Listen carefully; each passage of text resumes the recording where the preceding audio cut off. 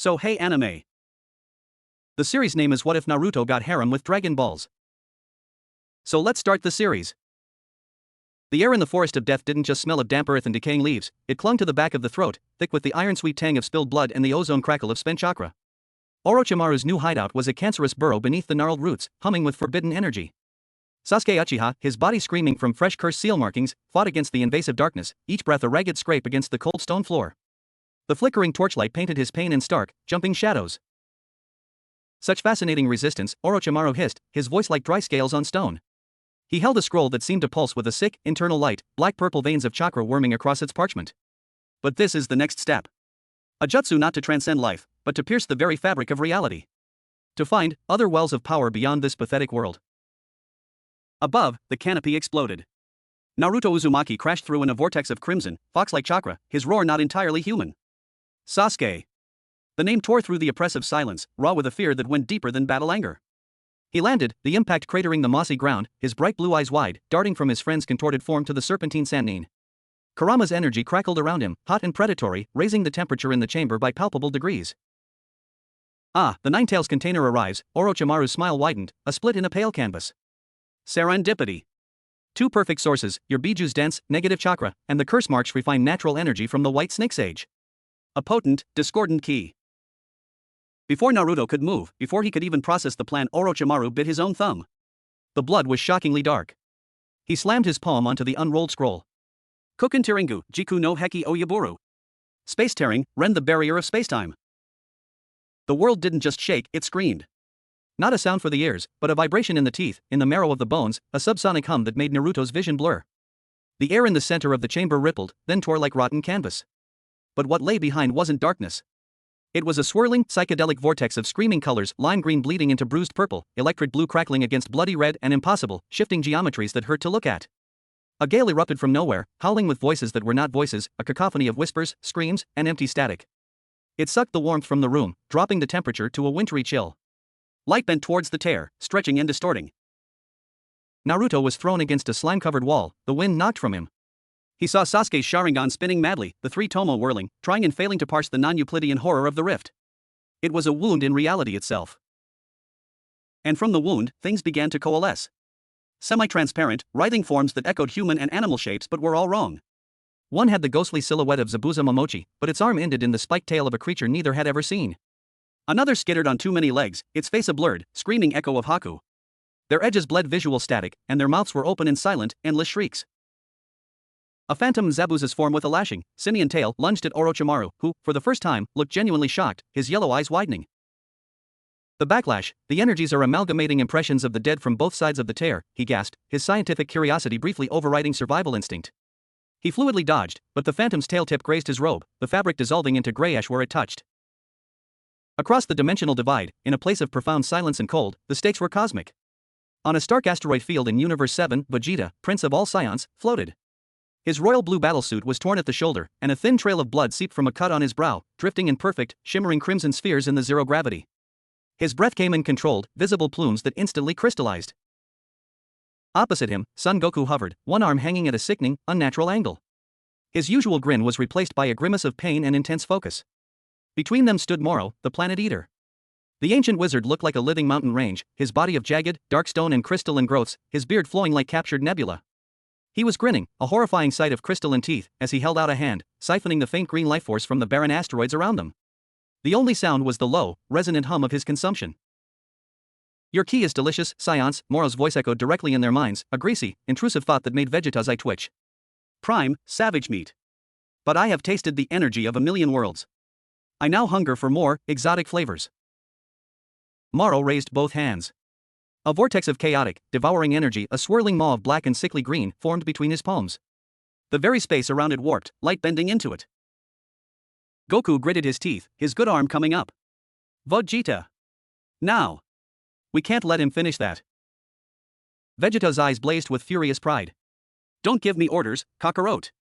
But, very well. Final. Gallic. Ho.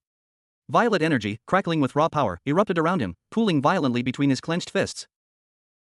Goku drew a pained breath, his aura flickering from gold to blue and back. He channeled everything into his functional arm. Kamehame, a sphere of brilliant, unstable blue light grew, hissing and spitting with energy. Their twin attacks, one a piercing violet beam, the other a torrential azure wave, screamed across the void towards Moro. The wizard didn't counter. Instead, he laughed, a soundless, psychic tremor of utter contempt. With a deft, almost graceful twist of his wrists, he redirected the colossal beams. Not at himself, but at a faint, shimmering scar in the fabric of spacetime he had identified, a weak point where reality had worn thin from some forgotten cataclysm. The combined, universe-shaking ki blast struck the scar. Boom whiiiaeane. The silent vacuum of space rippled. A shockwave of distorted reality, visible as a rainbow-hued distortion ring, exploded outwards at faster than light speed. Goku and Vegeta were caught in the backblast, their own attacks cut off as they were flung backwards like dolls, tumbling end over end through the asteroid field. The stars themselves seemed to stretch and smear into streaks of impossible color. On Earth, in the sacred quiet of the lookout, the polished marble floor trembled. The 7 eternal Dragon Balls in their chamber rattled in their stands, a low, ominous hum emanating from their cores. Piccolo, deep in meditation, snapped his eyes open, a cold dread dripping down his spine like ice water. Den, he barked, already on his feet. The young guardian stood at the balcony, his face ashen, small hands gripping the railing. It's like the universe just bled, he whispered, feeling the disturbance in the cosmic balance like a physical sickness. A wound has been torn. Back in the forest of death, the two catastrophic events, the forbidden chakra jutsu seeking other worlds and the devouring ki blast striking a dimensional weak point, resonated across the thin membrane separating their realities. They met at the point of weakest resistance, Orochimaru's ritual site. THWOOM crack. The tear in the lab didn't just widen, it bifurcated, reality shattering like a double-paned window hit by a bullet. One half of the vortex swirled with the deep blues and purples of corrupted chakra, phantoms of fallen shinobi leaking out like tears from an infected wound. The other half blazed with the blinding, sterile gold and white of pure, volatile ki, screaming with the raw power of a supernova. And from this blazing half, 2 very real, very battered figures were violently ejected. They tumbled into the underground chamber in a heap of limbs and displaced earth, skidding through the mud and stone to land at the feet of a stunned Naruto Uzumaki, coming to a stop just before the still writhing Sasuke. The silence that followed was absolute and heavy, broken only by the psychic whimper of the phantoms, who now recoiled slightly from the new, potent, and living energies in the room. Naruto's senses were overwhelmed. His nose wrinkled. The familiar coppery blood and forest rot was now layered with a shocking cocktail of new scents, the sharp, clean burn of ozone after a lightning strike, a strange, almost sterile smell like the upper atmosphere, and the weird, sweet-rotten stench of the phantoms that made his stomach churn.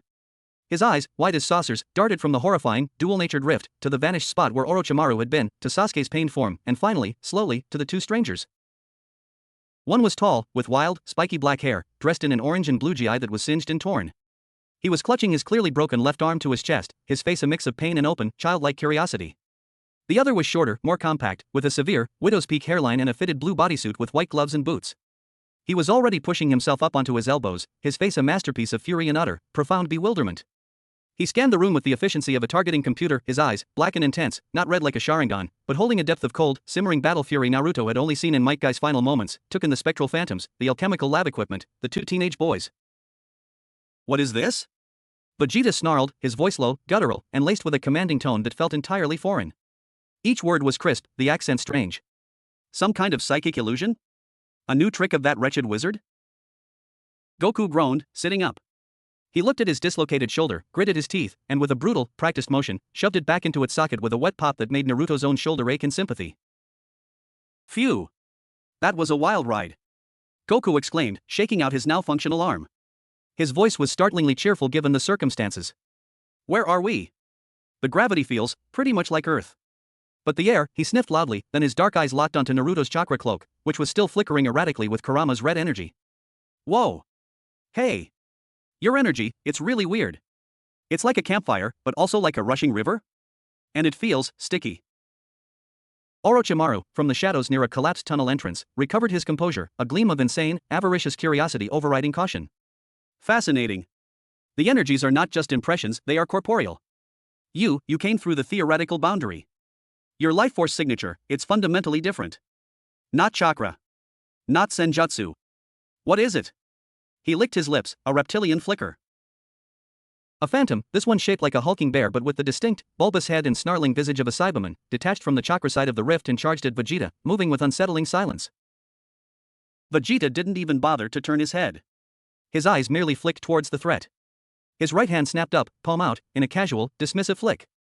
A tiny, condensed ball of white blue ki, no larger than a marble, shot out with a sharp crack. It struck the phantom square in the center of its Cyberman face. The creature didn't just die, it unmade. Its form vaporized from the point of impact outward in a microsecond, dissipating into harmless motes of light with a final sound like tearing silk and a fading psychic whisper of rage. The chamber froze again. The very air seemed to still. Naruto's jaw hung open. No hand seals. No jutsu name. No build-up. Just a flick. And it's gone. What the actual hell are these guys? Sasuke's Sharingan had been active, recording everything. He saw the minuscule muscle movements, the flawless, efficient energy flow from core to palm. It was devastatingly fast, wastefully powerful in a way that defied shinobi economy. It was a new language of power, and it terrified and thrilled him in equal measure. Vegeta finally deigned to look directly at Orochimaru, his lip curling in undisguised, aristocratic disgust. You smell like a snake. Literally. And you, he turned his glare to Naruto and Sasuke, his gaze assessing them like faulty equipment. You have power swirling around you, undisciplined and loud. But you're just children. Explain this place. Now. Before I lose my patience. Before anyone could formulate a response, how could they even begin? The central rift convulsed violently. From the churning, blurred center where chakra and ki met and swirled, a larger, more defined form pulled itself free, as if birthing itself from the chaos. It stood on two powerful legs, clad in the distinct, shoulder-armored battlesuit of the Scion warrior Nappa. But its head was a single, massive, distorted three-tomo Sharingan eye, the pattern swirling madly, weeping streams of viscous black chakra like tears. It opened a mouth that split the armor below the eye and let out a roar. The sound was an unholy fusion, the guttural, raging bellow of Nappa layered over the high-pitched, electric screech of 1,000 Shidoras, a soul-scraping cacophony that made the stone walls weep fine dust and set Naruto's teeth on edge. Goku's face lit up with a kind of horrified, giddy excitement. He fell into a low stance, his ki flickering gold for an instant. Whoa! Would you listen to that? This guy's got a crazy mixed-up energy. He's strong. Really strong.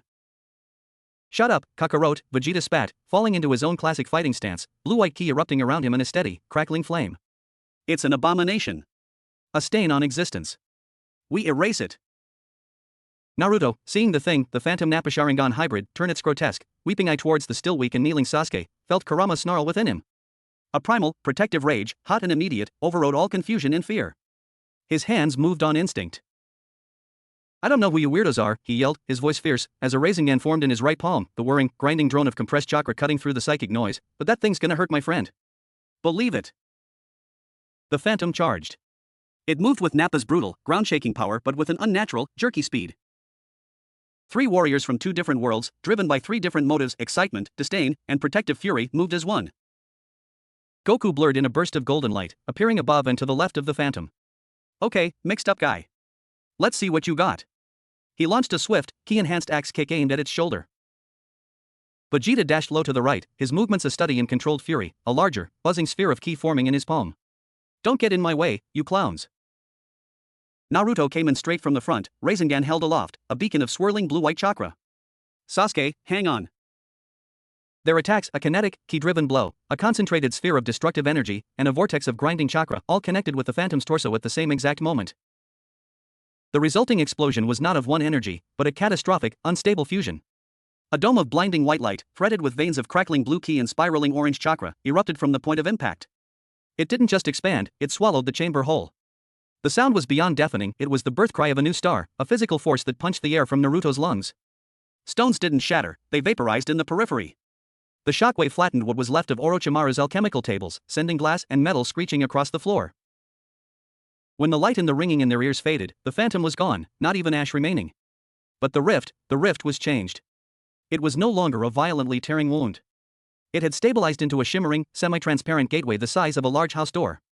Through its wavering surface, a hazy, blended image was visible, the dense, dark trunks of the forest of death superimposed over the cold, star-dusted backdrop of the asteroid field, as if two photographic slides had been carelessly laid on top of each other. The fabric between the worlds had been permanently, messily fused at this point. Orochimaru was gone, having wisely chosen flight over further study. Goku, Vegeta, and Naruto lay in a new, smoldering crater in the center of the larger ruin, groaning in unison. Sasuke used the wall to push himself to his feet, his Sharingan deactivated from the strain, his dark eyes wide with unprecedented, worldview-shattering shock. Goku sat up first, rubbing the back of his head with a goofy, pained grin. Hey! That was kinda fun. Your spinning ball thingy is neat. It grinds stuff up real good. Vegeta stood, his movements sharp with anger. He began brushing dirt and bits of phantom residue off his armor with furious, meticulous precision. This is an unmitigated disaster, he seethed, voice trembling with rage. We're not only trapped, but trapped in some backwater, primitive world populated by energy parasites and noisy, undisciplined children. Naruto stared at his own hands, then at the two aliens, then at the stable, shimmering gateway that now showed not just unfamiliar stars, but also the distant, comforting, familiar shapes of Konoha's giant trees. The sheer, overwhelming cascade of it all, the horror of the phantoms, the awe at the stranger's effortless, world-breaking power, the terrifying adventure that had just yawningly opened before him, and the utterly hilarious, brain-breaking absurdity of Goku's cheerful, friendly tone in the face of literal dimensional annihilation all hit him at once. A hysterical giggle escaped his lips. Then another. It built into a shaky, full-bodied laugh that echoed in the smoky, ruined chamber. He laughed until tears pricked his eyes, clutching his stomach. Heh, he. Well, this is a new one. Believe it. Vegeta looked at him as if he were insane. Goku just grinned, confused but amiable. Sasuke simply watched, a deep, unsettling intrigue finally cutting through his pain. High above, through the new, gaping hole in the ceiling they had created, the night sky was visible. And in that sky, two moons stared down, one pale white and cratered, the other smaller, tinged with an unmistakable, faint artificial green. They hung together, an impossible pairing, a silent testament to the new, terrifying, and exhilarating reality. The game had changed forever. And the first move, in this bizarre, cross-dimensional chess match of chakra and ki, had just been made. Chapter 2, First Contact, First Clash. The laughter died in Naruto's throat, choked off by the lingering dust and the weight of two alien gazes. Goku's was open, curious, like a child examining a fascinating bug. Vegeta's was a drill press, boring into him, evaluating threat level, usefulness, and annoyance factor in nanoseconds. Sasuke pushed off the wall, his body protesting every movement. The cursed seal's ache was a deep, throbbing bass note under the sharper symphony of his injuries. He kept his expression neutral, the mask of the Uchiha firmly in place, but his mind was a whirlwind. That speed, the energy output without hand seals. They're not shinobi. There's something else. Weapons? Primitive, Vegeta repeated, this time with a finality that brooked no argument. He turned his back on them, surveying the stabilized rift. The blended image of forest and stars flickered gently, casting an eerie, shifting light on his scowling profile. Hey, don't be like that. Goku said, hopping to his feet with effortless grace. He approached Naruto, who instinctively tensed, his chakra flickering again. You okay? That was a pretty good punch you threw in there. A little all over the place, but the spirit was there. Thanks. Naruto managed, utterly disarmed by the sheer, genuine lack of malice. This guy had just vaporized a nightmare monster and was complimenting his form. Who are you guys? And what was that thing? I am Son Goku, Goku said, thumping his chest with a friendly smile. And that grouch over there is Vegeta. We were fighting this really tough wizard guy named Maro when, bam. Next thing we know, we're here. He leaned in, his voice dropping to a conspiratorial whisper. Between you and me, I think Vegeta's just mad cause he got sucked through a hole. He hates not being in control. I heard that, Kakarot. Naruto couldn't help it, a grin spread across his face. This Goku was like a hyperactive, infinitely more powerful version of Konohamaru. I'm Naruto Uzumaki. Future Hokage of the Hidden Leaf Village. And that's Sasuke. He jabbed a thumb over his shoulder. Sasuke didn't acknowledge the introduction. His eyes were locked on Vegeta's back. Your energy, Sasuke said, his voice cool and raspy from disuse. It's not chakra. You called it ki? Vegeta half-turned, a sneer on his lips. Observant, aren't you? Yes. Ki. Life energy. The fundamental power of the body and spirit, honed to its peak. Something your chakra, he said the word like it was a vulgarity, clearly is not, given your reliance on hand gestures. He mimicked a crude, mocking seal. Naruto's grin vanished. Hey. Jutsu are awesome. And chakra is way more than just fighting. We can do water walking, tree climbing, transformation. Parlor tricks, Vegeta cut him off, turning fully now, his arms crossed. We move faster than sound, shatter continents with our blows, and fight in the vacuum of space. Your tree climbing is not impressive. A vein throbbed in Naruto's temple. The dismissive tone, the arrogance, it was like a weird, angry blend of Neji and early Sasuke. Oh yeah? Wanna put your key where your mouth is, pal? Naruto, don't, Sasuke warned, but it was too late. The challenge was in the air, mingling with the ozone and dust. Goku's eyes lit up. A spar? Hey, that's a great idea. We can see what this chakra stuff is all about. Come on, Vegeta, it'll be fun. TCH, fine. Vegeta uncrossed his arms. If only to show these infants the vast gulf between our worlds. Outside. This cave is pungent. Without another word, he shot upwards through the hole in the ceiling in a flash of white light, not even disturbing the dust on the way out. Goku gave an apologetic shrug and followed, a golden streak this time. Naruto stared after them, then at Sasuke. Did he just fly? Without a technique? They don't use techniques, Sasuke muttered, pushing himself into a straighter posture. It's pure energy manipulation. Instinctual. Like breathing for them. He looked pained, and it wasn't just from the curse mark. It was the look of someone whose entire framework of power had just been invalidated. We shouldn't engage. We need to report this to the Hokage. And say what? Hey, Granny Tsunade, 2 guys fell out of the sky, one's nice and one's a jerk, and they blow stuff up with their minds? She'd put us in the psych ward. Naruto countered, his competitive fire fully stoked. Besides, he dissed jutsu. Nobody disses jutsu. Come on. He leaped upwards, using chakra to enhance his jump, landing on a thick branch at the forest's edge near the crater. Sasuke followed with a pained sigh, landing beside him with significantly less grace. They found Vegeta and Goku standing in a small clearing 100 yards away. The Scions weren't even in stances. Vegeta had his hands on his hips. Goku was bouncing lightly on the balls of his feet. So, how do we do this? Goku asked, excited. Tournament rules? First touch? Or just go until someone gives up? We're shinobi, Sasuke said coldly, his Sharingan springing to life with a faint whir. We fight to complete a mission. Or to test a foe's capabilities. This is a reconnaissance. Vegeta's smirk was venomous. Reconnaissance. How tactical. Very well. Test my capabilities, little Uchiha. Try not to strain yourself. The insult was deliberate. Sasuke's Sharingan whirled. In a blur of motion almost too fast for Naruto to follow, Sasuke drew a kunai and flung it, not at Vegeta, but at a point above his head. Simultaneously, he formed a one-handed seal. Katan, Gokakyu no Jutsu. Fire release, great fireball technique. A massive sphere of orange fire roared from his mouth, following the kunai's path, heating the humid forest air into a blistering wave. Vegeta didn't move. He didn't even blink. As the fireball engulfed him, he simply raised a single hand, palm out. The inferno split around an invisible barrier of ki, roaring past him to incinerate a line of trees behind him. The kunai clinked harmlessly off his forehead and fell to the ground. Pathetic, Vegeta stated. The ki barrier shimmered visibly for a second, a faint, blue-white hemisphere, before fading. Sasuke's eyes widened. No damage. Not even a scorch mark on his clothes. My turn, Vegeta said. He vanished. Not speed. Not a shunshin. Vanished. Naruto's senses screamed. He threw himself to the side just as Vegeta reappeared exactly where he had been standing, a casual chop slicing through the space his neck had occupied. The air pressure from the mist blow felt like a physical slap.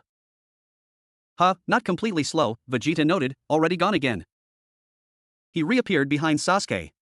Sasuke, his Sharingan predicting the movement, spun with a Chidori-enhanced fist. The lightning screeched, illuminating Vegeta's unimpressed face. He caught Sasuke's wrist effortlessly, the lightning crackling and sputtering against his ki-shielded grip.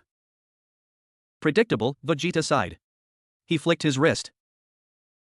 Sasuke was thrown across the clearing like a ragdoll, smashing through 3 thick tree trunks before skidding to a stop in a heap of splinters and leaves. He coughed, blood spotting his lips. Sasuke! Naruto roared. The red chakra of Kurama erupted around him, one tail forming, then 2. His features sharpened, his canines lengthening. You bastard!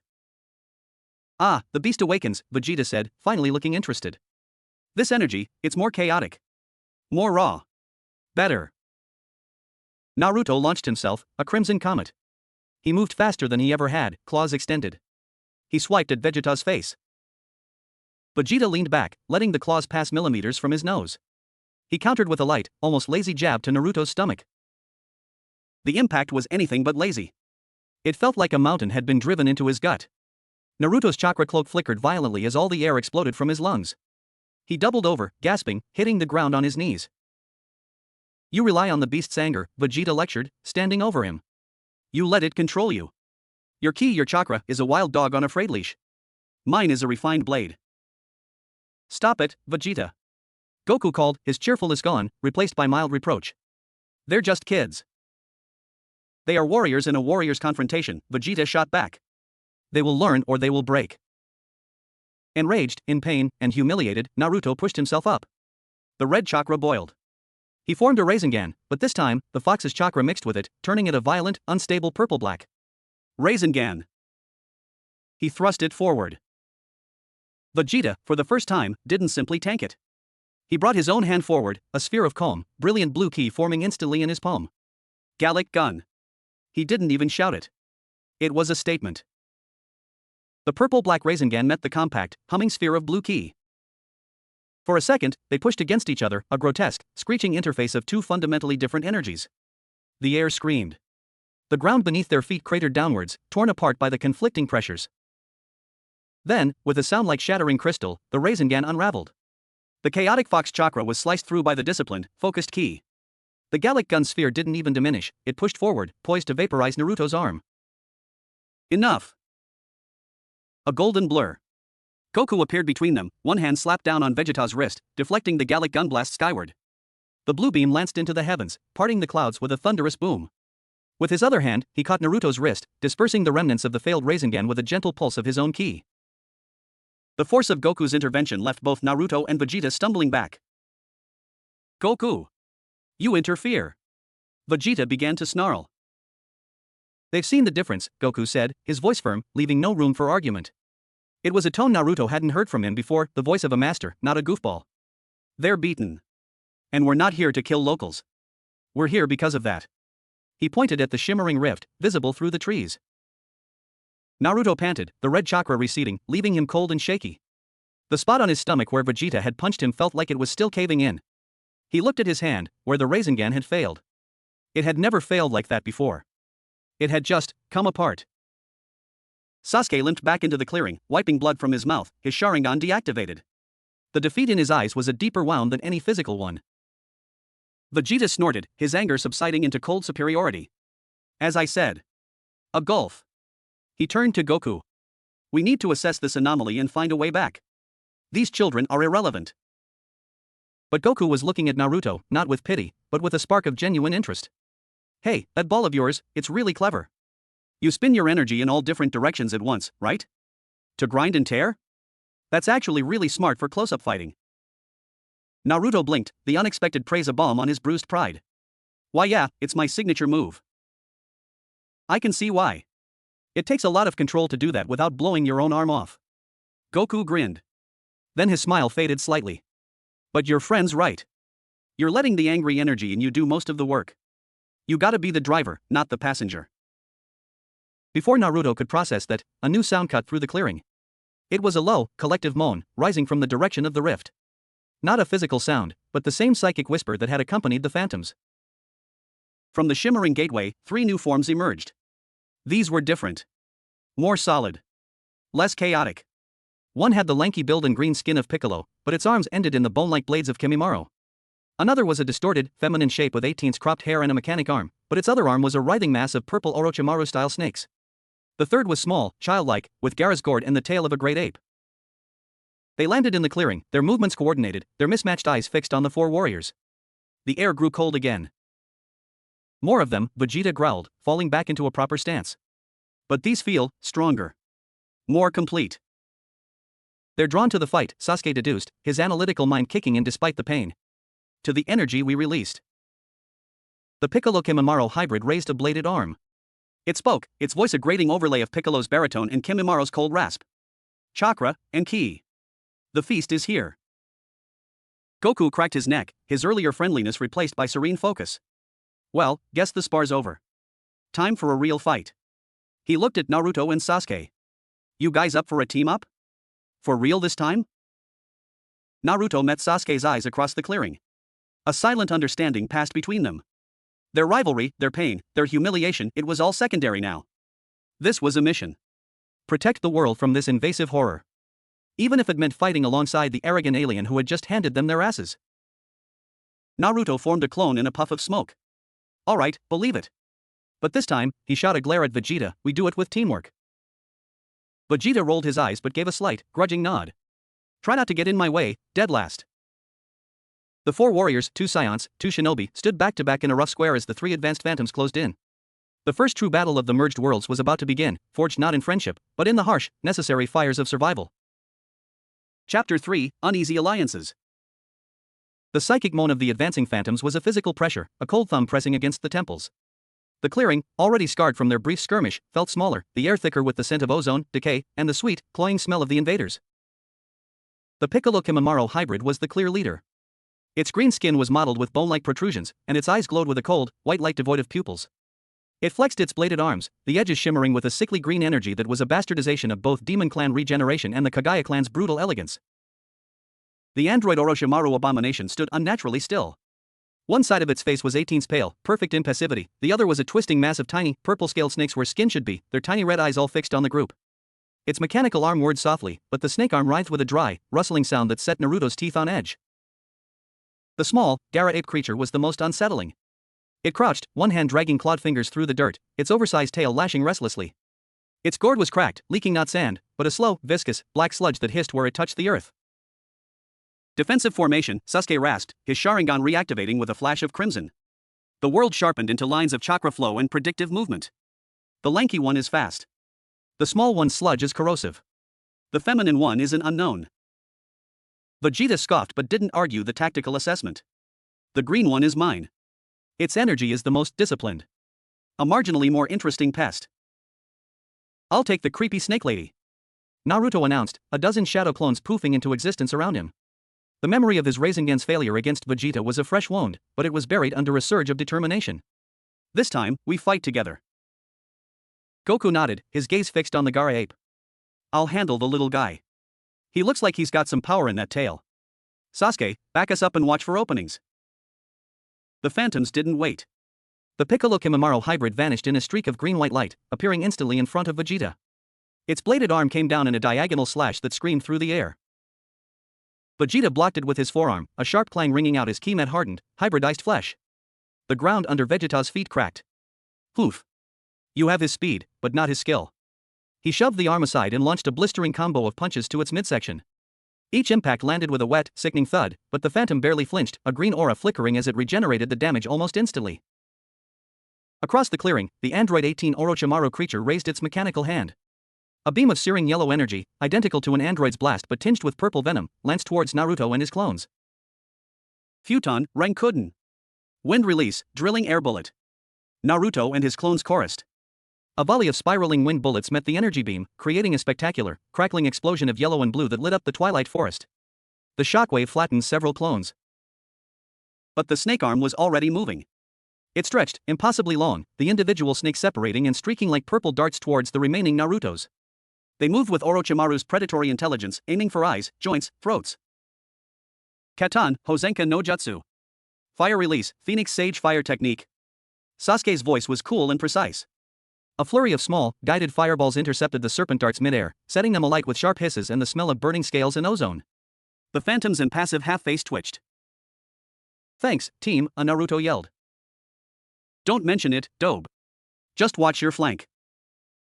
The Gara ape phantom let out a guttural roar and slammed its tail onto the ground. The black sludge in its gourd surged, not as sand, but as a wave of sticky, corrosive tar that rushed towards Goku, eating away at the soil and vegetation with a sound like frying fat. Whoa, nasty! Goku exclaimed, leaping high into the air. The tar wave passed beneath him. He flipped, landing lightly behind the creature. Hey, little guy. Over here. The phantom spun, its tail whipping around with the force of a cannon shot. Goku ducked under it, the tail tip missing his head by inches and shearing through a massive tree trunk behind him. Fast. Goku grinned, his eyes alight with the challenge. He feinted a punch to its head, then swept its legs. The creature hopped over the sweep with ape-like agility, its clawed hand swiping at Goku's chest. The fight became a chaotic ballet of three separate duels, with Sasuke as the frantic conductor, his Sharingan tracking everything. Naruto, learning from his earlier mistake, didn't just charge. He used his clones as distractions. While three clones engaged the android Orochimaru phantom head-on with taijutsu, the real Naruto circled, gathering wind chakra in his palm. He wasn't going to use the Rasengan. Not yet. He needed to understand this enemy. The phantom's mechanical arm morphed, the fingers retracting to form a glowing energy cannon.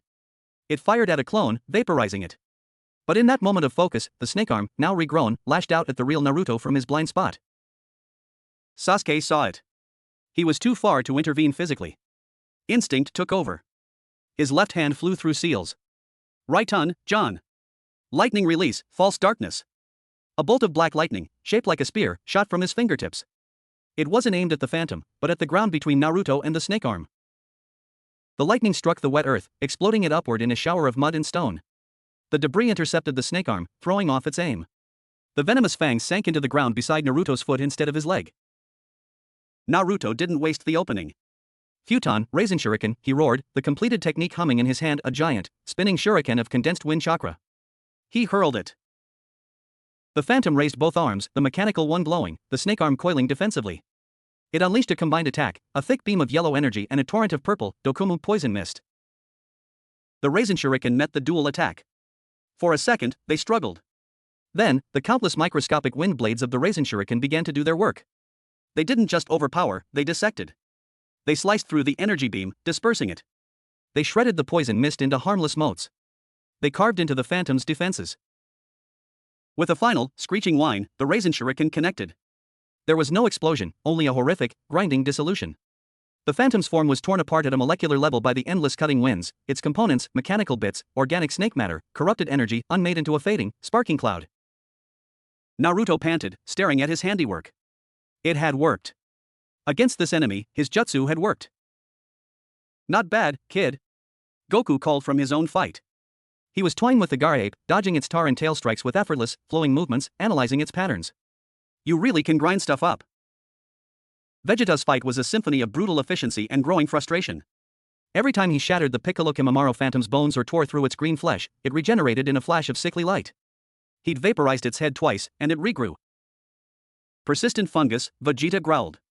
He launched a final flash, a thin, devastating beam of ki. It speared the phantom clean through the chest, leaving a gaping, smoking hole. The phantom looked down at the hole, then back at Vegeta. The hole began to close, slower this time, but still closing. It's drawing energy from the rift. Sasuke shouted, his Sharingan seeing the faint, umbilical cord of mixed chakra ki connecting the phantom to the shimmering gateway. You have to sever the connection or overwhelm its regeneration completely. Vegeta's eye twitched. Being given tactical advice by the beaten child was galling. But he saw it too, a snarl of ugly energy tethering the thing to the dimensional wound. TCH, fine. A more thorough approach. He raised both hands to the side, palms facing each other. Between them, a sphere of crackling, white-purple energy formed, swelling rapidly. The air itself began to vibrate, humming at a frequency that made Naruto's fillings ache. Big bang attack. He thrust his hands forward. The massive energy sphere, easily the size of a house, shot forth. It didn't just aim for the phantom, it aimed for the space around it, for the tether, for the very patch of reality it occupied. The phantom, sensing annihilation, tried to dodge. But the sphere's gravity well-warped space, pulling it in. It tried to block, crossing its bladed arms. It was futile. The Big Bang attack made contact. There was no sound for a heartbeat. Then, light. Pure, white, obliterating light. Not an explosion of fire and force, but an erasure. When the light faded, the phantom was simply gone. No residue, no fading sparkles. The ground where it had stood was a smooth, glassy crater, and the energy tether had been severed like a burned thread. The Gaara 8 phantom, seeing its companions destroyed, shrieked in mindless fury. It abandoned Goku and began to swell, its body inflating, the black tar boiling over from its gourd, covering it in a corrosive, bubbling armor. Its tail thickened, muscles writhing. Oh, it's powering up. Goku said, his playful tone finally shifting to one of serious focus. Okay, time to end this. He took a deep breath, and a golden aura erupted from him. His hair swept upwards, turning a brilliant, shining gold. His eyes gleamed emerald green. The sheer, overwhelming pressure of his Super Saiyan transformation flattened the grass in a perfect circle around him and sent a gust of wind buffeting the others. Naruto and Sasuke stared, slack-jawed. The energy was warm, vast, and clean, like standing in the heart of a sun. It made Kurama stir uneasily within Naruto. The transformed phantom lunged, a tidal wave of corrosive tar leading the charge. Goku didn't move. He held out a single hand, palm open. Kamehameha. The beam that lanced from his palm was not the blue wave Naruto had seen before. It was a thick, roaring torrent of solid gold energy. It met the tar wave and vaporized it instantly, without a sound. It struck the swollen phantom center mass. There was no struggle. The golden energy consumed the corruption, the hybridized flesh, the bestial rage. It was a purifying fire. In an instant, the phantom was gone, and the Kamehameha beam continued into the sky, a brilliant golden pillar that could be seen for miles, before Goku cut it off. He powered down, his hair settling back to black, and let out a satisfied breath. Phew. They're tougher than they look. The clearing was silent save for the crackle of dying fires and the drip of sap from shattered trees. The three phantoms were gone. The rift in the distance still shimmered, a silent, ominous threat.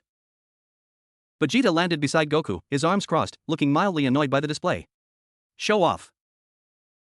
Naruto finally found his voice, pointing a trembling finger at Goku. Why your hair? And your eyes? What was that? Huh? Oh, that's Super Saiyan.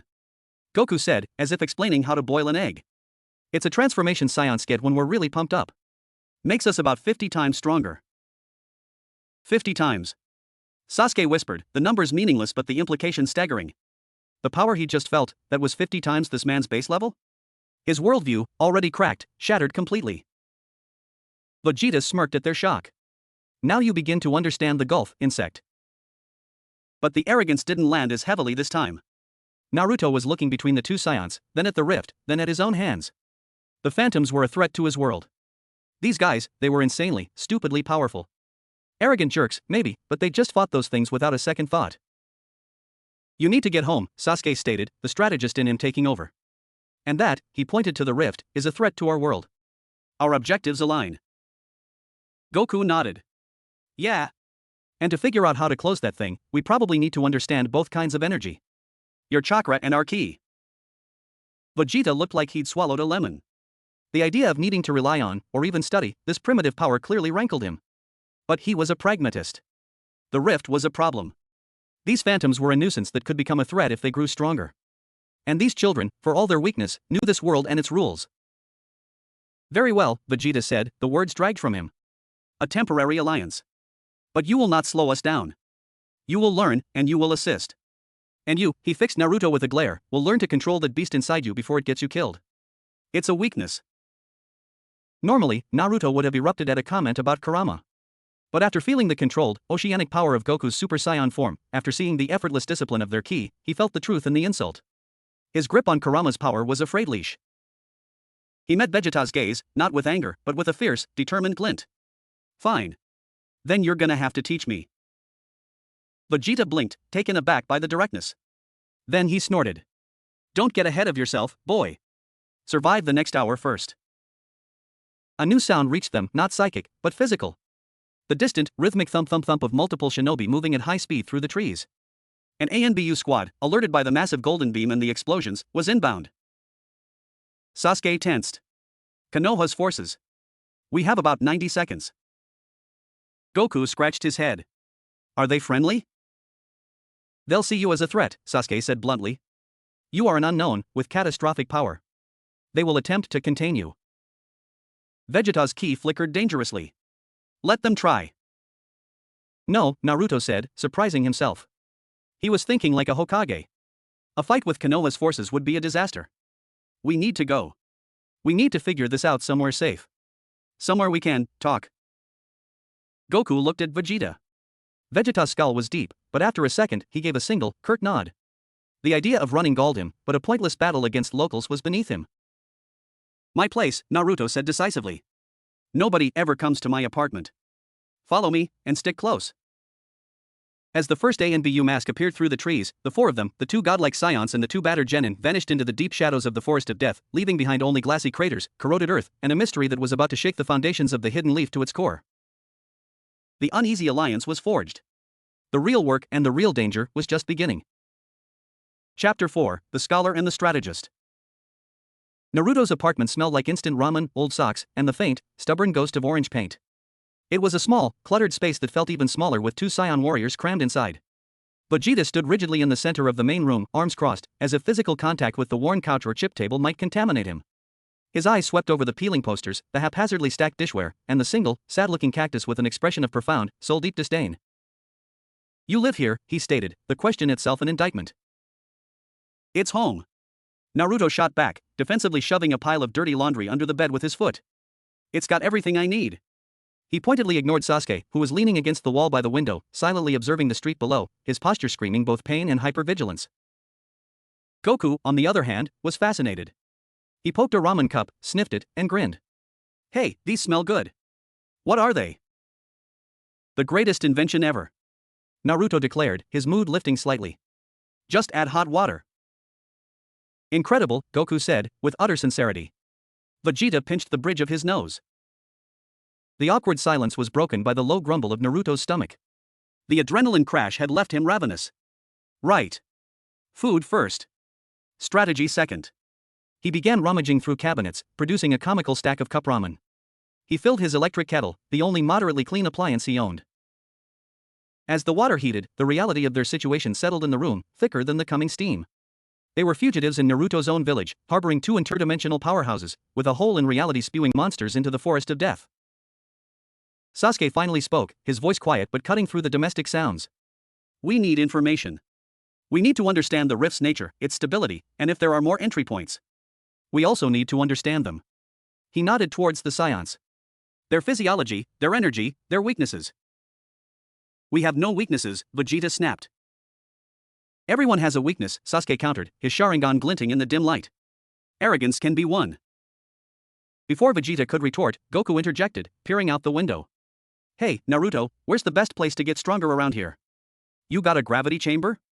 Or a really tall tower to climb? Naruto blinked. Gravity chamber? What? No, we have the training grounds. There's logs to balance on, and targets, and stuff. Goku looked disappointed. Ha! So how do you get stronger? We train. We do exercises, we practice jutsu, we spar. Jutsu are just ways of using your chakra, right? Goku asked, sitting cross-legged on the floor, ignoring the dust. So getting stronger is about having more chakra and better control? Well, yeah, basically. Vegeta scoffed. A simplistic and inefficient system. True power comes from pushing the body past its absolute limits, breaking plateaus through sheer will in combat. Ki grows with the spirit's resolve, not through memorized gestures. The kettle clicked off. Naruto poured water into the cups, the savory, salty smell of artificial broth filling the apartment. He handed one to Goku, who accepted it eagerly, and one to Sasuke, who took it with a silent nod. He pointedly did not offer one to Vegeta. Okay, Mr. Superior, Naruto said, slurping his noodles. If you're so smart, what's the first step to fixing this mess? Vegeta was silent for a long moment. The only sound was Goku's enthusiastic slurping. Data, Vegeta finally said, the word sounding unnatural in his mouth. We require intelligence. Scans of the anomaly, readings of the energy signatures, analysis of the Phantom's composition. On my world, my associate, Bulma, would handle this. She is a genius scientist. A spark lit in Naruto's mind. A genius scientist? We've got one of those too. Well, sort of. We've got Shikamaru. He's not a scientist, but he's the smartest guy I know. He figures stuff out. A tactical mind? Sasuke mused. Nara Shikamaru is troublesome, but effective. He could provide a framework. But we can't just go get him, Naruto groaned. The whole village is probably on alert after that light show. He's definitely being watched, or with his team, or reporting to the Hokage. A slow, sly grin spread across Goku's face. He finished his ramen with a final, loud slurp. So we get him without anyone seeing. Easy. It is not easy, Kakarot, Vegeta sighed. We lack knowledge of the village layout, patrol patterns, and this Shikamaru's location. Sasuke pushed off the wall. His face was pale, but his mind was clearly racing. I know the patterns. Or, I knew them. They may have changed. But the Nara compound is in a quiet sector. He'll likely be there after a major alert, consulting with his father, the Jonin commander. He looked at Naruto. You know his window. Naruto nodded, a plan forming. It was reckless, stupid, and exactly his style. We get in, grab him, explain on the way back. He'll get it. He always gets it. A kidnapping, Vegeta said, a hint of approval in his tone. Direct. I suppose it is a start. Not a kidnapping. Naruto insisted. A forcefully persuasive invitation. Same thing, Sasuke muttered. Nara compound, 2300 hours. The night was cool and clear, the moon, the normal, white one, casting deep shadows through the meticulously pruned pine trees of the Nara deer forest. Shikamaru Nara was not with his father. He was on the roof of his family's house, lying on his back, hands behind his head, staring at the stars. The events of the evening had been troublesome. A massive, unknown energy signature in the forest of death. ANBU mobilizations. Rumors of Uzumaki and Uchiha involvement before they vanished. His chessboard mind was arranging and rearranging the pieces, but too many were missing. A faint scrape of tile. Shikamaru didn't move, only sighed. Troublesome. If you're an assassin, could you make it quick? I just got comfortable. No assassination, Shikamaru, Naruto's familiar, hushed voice came from the shadow of a chimney. We need your brain. It's an emergency. A really, really weird one. Shikamaru turned his head. Naruto was crouched there, alongside a pale but focused Sasuke. And behind them stood two men Shikamaru had never seen. One looked vaguely friendly but carried an air of latent power that made the hairs on Shikamaru's neck stand up. The other looked like he'd swallowed a wasp and was considering burning the world down out of spite. Their clothing was all wrong. Their presence felt heavy, warping the quiet night air. Naruto. Sasuke. Shikamaru sat up slowly, his mind now screaming with alarm and curiosity. You've certainly found some interesting friends. The Golden Pillar of Light? That was me. Goku said with a friendly wave. Hi. I'm Goku. He means the attack, not the greeting, you idiot, the shorter, angrier one growled. And you are? Shikamaru asked, his voice deliberately calm. Vegeta. Prince of all Scions. We have no time for your pointless interrogations. You are reputed to be intelligent. We require your intellect. You will come with us. Shikamaru's eyebrow climbed towards his hairline. Prince of all. Okay. And if I find this invitation troublesome and decline? Vegeta took a single step forward. The pressure in the air spiked. It wasn't a killing intent like Shinobi used, it was simpler, more primal. The pressure of a mountain deciding to gravity. Shikamaru's breath caught. Then I will knock you unconscious and carry you. The result is the same. Choose. Naruto stepped between them, hands up. Whoa, whoa. Easy. Shikamaru, please. There's a hole in the world in the forest of death. Things are coming through. Bad things that are a mix of our dead and their dead. These guys are from the other side of the hole. We need to figure out how to close it before something really bad comes through, or before the village tries to fight them and gets wiped out. Shikamaru's dark eyes flicked between them. He saw the genuine desperation in Naruto's face, the grim truth in Sasuke's, the open earnestness in Goku's, and the impatient, volatile danger in Vegeta's. He processed the impossible story in seconds. Cross-dimensional incursion. Hybrid entities. An alliance of necessity. Troublesome beyond belief, he sighed, the greatest understatement of his life. He stood up, brushing off his pants. Fine. But if my mom wakes up and finds me gone, I'm blaming you, Naruto. And I want a full debrief. With diagrams. Back at Naruto's apartment. The apartment was now unbearably crowded. Shikamaru sat at Naruto's small table, a notepad and pencil he'd demanded already in hand. He'd listened without interruption as Naruto and Sasuke recounted the events in the lab and the clearing, with Goku and Vegeta interjecting with their perspectives. So, Shikamaru summarized, tapping his pencil. Forbidden spacetime jutsu plus a catastrophic ki blast equals a fused dimensional rift. The rift acts as a bridge and a font of corrupted energy, creating phantoms, amalgams of consciousness and power from both sides. The phantoms are tethered to the rift for sustenance. You've defeated 3, but more will likely form. The rift itself is stable for now, but its stability is unknown. He looked at Vegeta and Goku. And you two are essentially living weapons of mass destruction from a civilization that treats planet busting as a moderate workout. An accurate, if rudimentary, summary, Vegeta conceded, slightly impressed despite himself. Your goal, return home. Our goal, protect our world. Closing the rift serves both. Shikamaru frowned. The problem is the energy mismatch. It's not just two different fuels, it's two different engines. Chakra is a blend of physical and spiritual energy, meticulously molded. Ki, from your description, is raw life energy amplified by emotional state and willpower. They're incompatible at a fundamental level. That's why the rift is so unstable and produces aberrations. Goku leaned in. But we can use both. I felt Naruto's chakra. It's different, but I could sense it, interact with it. Interaction is one thing. Harmonizing them to seal a wound in reality is another. Shikamaru began to sketch a rough diagram. Think of it like two powerful acids. Separately, they're dangerous. Mixed haphazardly, they explode or create a toxic gas, the phantoms. We need to find a neutralizer. Or a catalyst that allows them to combine in a stable, inert way. A seal, Sasuke said. A Fuinjutsu of unprecedented complexity. One that can account for both energy types. Naruto's face fell. I'm terrible at Fuinjutsu. And the only real expert was, he didn't finish. Jiraiya was gone. We don't need to create one from scratch, Shikamaru said, his mind racing ahead. We need to analyze the rift itself. Scan it. Understand the precise frequency of both energies at the point of fusion.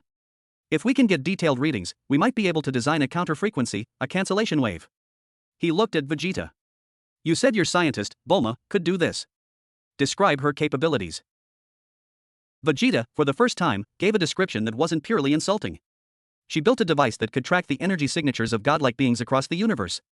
She created a gravity chamber that can simulate 300 times Earth's gravity. She reverse-engineered alien technology in an afternoon. Her mind is formidable. Shikamaru whistled softly. Okay. So we need her. Or someone like her. We don't have anyone like her. He paused. But, we have you too. You are living sources of pure ki. And we have Naruto and Sasuke, high-level chakra sources. We could, in theory, act as the sensors ourselves. If we can develop a way to probe the rift safely and relay the sensory data. A joint reconnaissance mission, Sasuke said. High risk. Everything about this is high risk, Shikamaru shrugged. But it's the only logical step. We need data. We need to go back to the rift, with a specific objective, not to fight, but to study. We take readings, we get samples of the ambient energy if possible, and we retreat. Goku punched his palm. A mission. I like it. When do we leave? Not yet, Shikamaru said firmly. First, we need a baseline. We need to understand your ki as thoroughly as possible, and you need to understand our chakra. A controlled exchange. Here. Now. Vegeta looked deeply skeptical. You want us to teach you? I want you to show me, Shikamaru corrected. A small, controlled demonstration of ki manipulation. And in return, we'll demonstrate chakra control. The more we understand each other's engine, the better we can predict how they'll interact at the rift. It was a sound plan. A necessary one. But it meant unleashing even a fraction of these aliens' power inside Naruto's tiny, ramshackle apartment. Naruto looked nervously at his cactus. Maybe we should go to the roof? It was too late. Goku, always eager, held out his hand. A tiny, perfectly spherical orb of ki, no bigger than a marble, appeared above his palm. It glowed with a soft, white light, humming gently. It was beautiful, perfectly contained, and radiated a sense of immense potential energy. See? Ki? Goku said proudly. Shikamaru leaned close, his analytical mind overriding caution. Fascinating. No heat emission. The energy is entirely contained within the photon shell. The frequency is. Vegeta, impatient, decided to demonstrate a different property. He pointed a finger at the empty ramen cup on the table. A hair-thin beam of ki shot out, precise as a laser scalpel. It didn't blast the cup, it sliced it cleanly in half, the edges melted and smooth. The cut was so clean the two halves didn't even fall apart for a second. The controlled, surgical display was, in its own way, more terrifying than the Big Bang attack. In response, Sasuke, without a word, formed a tiny Chidori in his hand.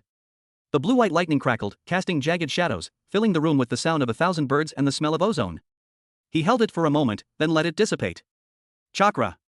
Molding nature transformation, lightning, and concentrating it.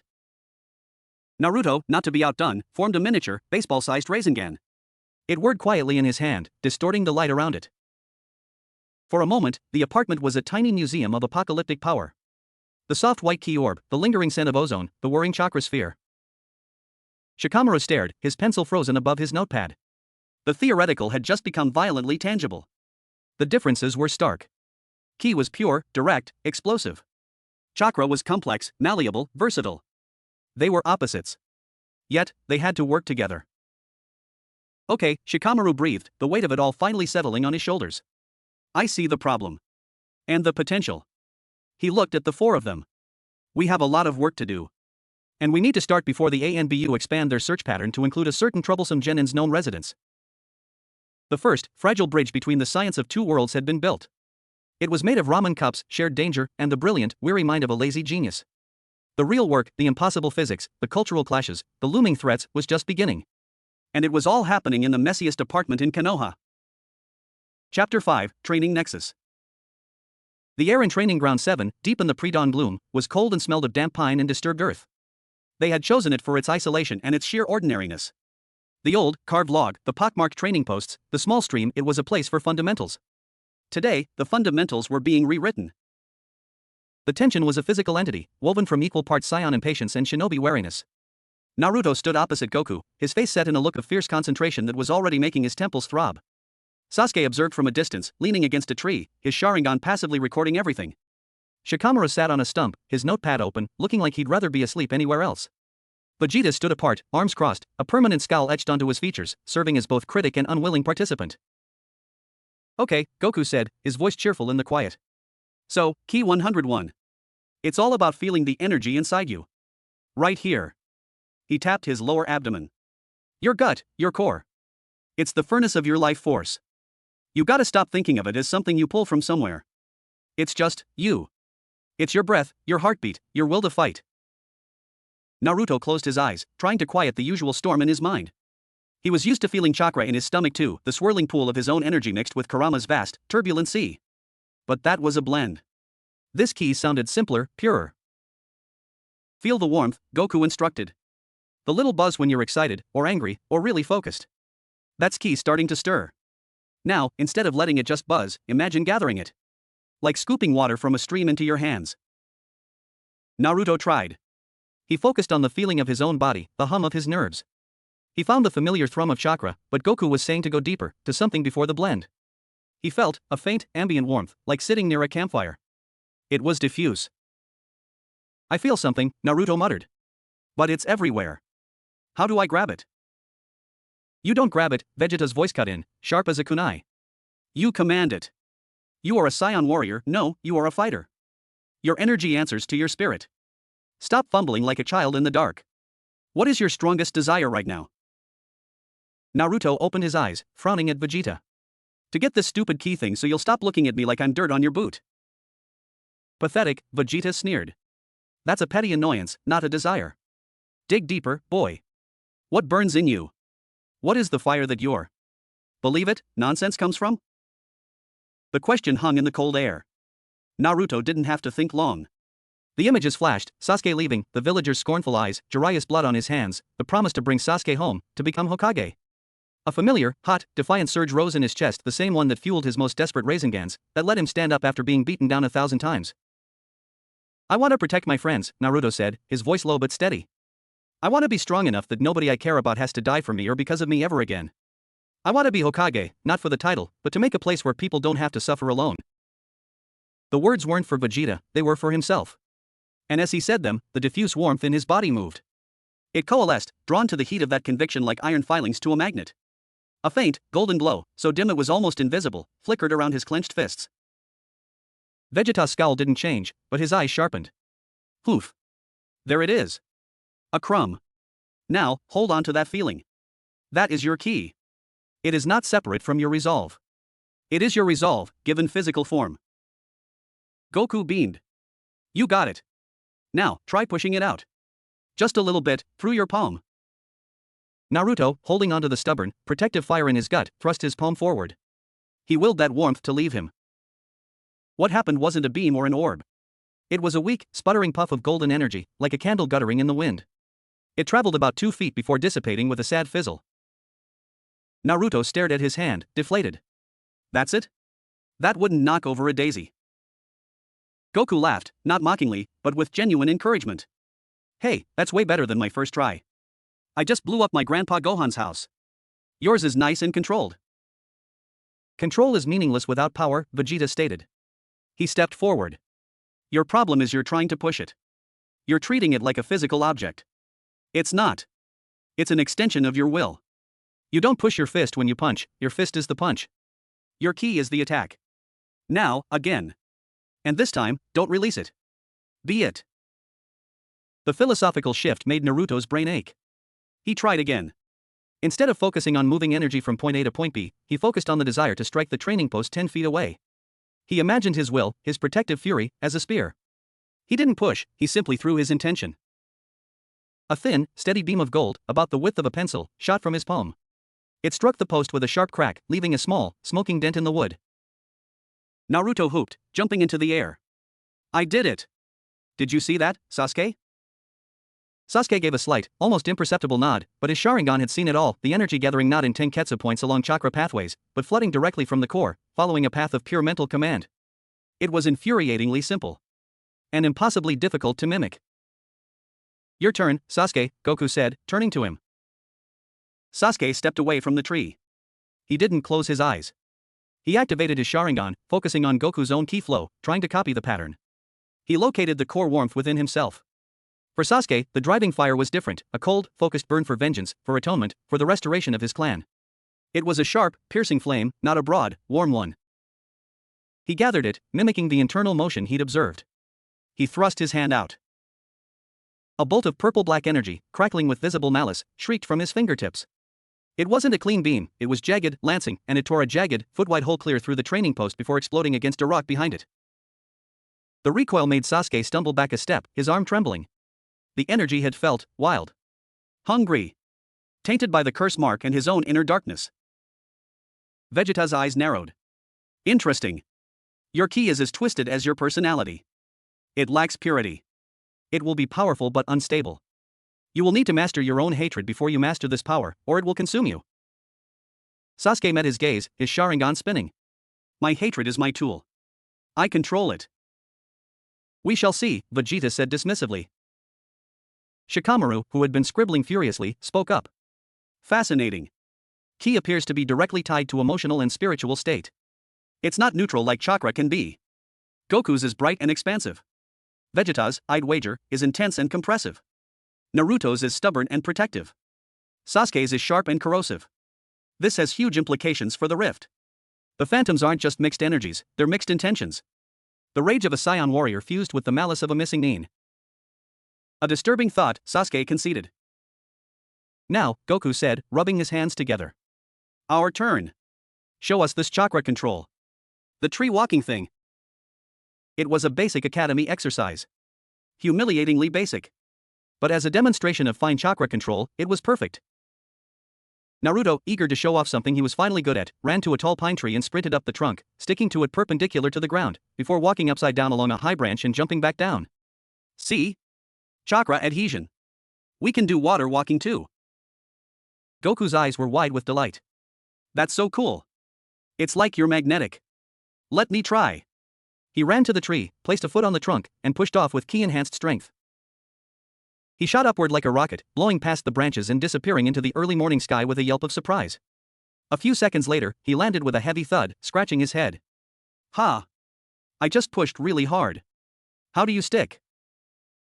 Sasuke explained the principle, releasing a constant, subtle stream of chakra from the feet to create a binding force. Goku and Vegeta both tried. The result was comical. Goku kept either blasting chunks out of the bark with uncontrolled bursts or slipping off entirely. Vegeta, scowling ferociously, managed to stick for about 3 seconds before his ki, reacting to his frustration, flared and blasted him away from the tree, leaving a smoldering crater of sap and wood where his feet had been. This is idiotic, Vegeta snarled, brushing bark dust from his armor. A pointless parlor trick. In battle, you move through the air. But the control, Shikamaru mused, watching. The precision. It's the opposite of ki's broad strokes power. It's micromanaging energy. Imagine combining that level of control with a ki blast. You could shape it, guide it, make it curve or split. The idea hung in the air. A shaped ki attack. A guided final flash. The concept was alien to the scions, who valued overwhelming force, but the tactical possibilities were immediately apparent to the shinobi. The training shifted. They began experiments. Naruto tried to mix a tiny amount of his newfound ki into a Rasengan. The result was a volatile, sparking sphere that shook violently in his hand before detonating prematurely, scorching his palm and sending him tumbling. Sasuke attempted to channel ki through his Chidori. The lightning turned a violent, unstable violet and screeched at a deafening pitch, threatening to tear his own arm apart before he dispelled it, panting, his hand numb. On the other side, Goku, under Shikamaru's guidance, tried to perform a simple clone technique using chakra theory. He focused on molding his ki into a static, defined shape. What appeared next wasn't a clone. It was a shimmering, ghostly afterimage of himself that held for half a second before fading, a ki-based speed mirage, not a substantive copy. It's like trying to write a novel with a paint roller, Shikamaru sighed, exasperated but fascinated. And painting a masterpiece with a calligraphy brush. The tools are wrong for the desired outcome.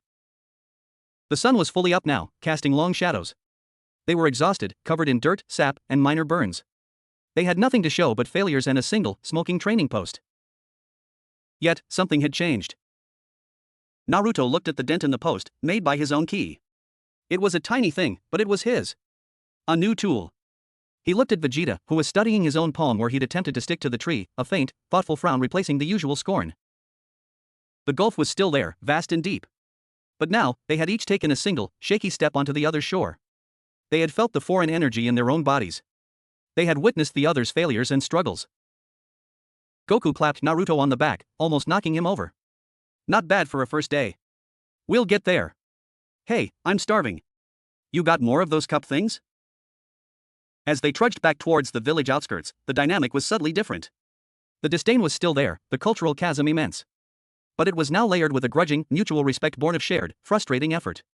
They weren't just aliens and natives anymore. They were, for better or worse, a uniquely dysfunctional team.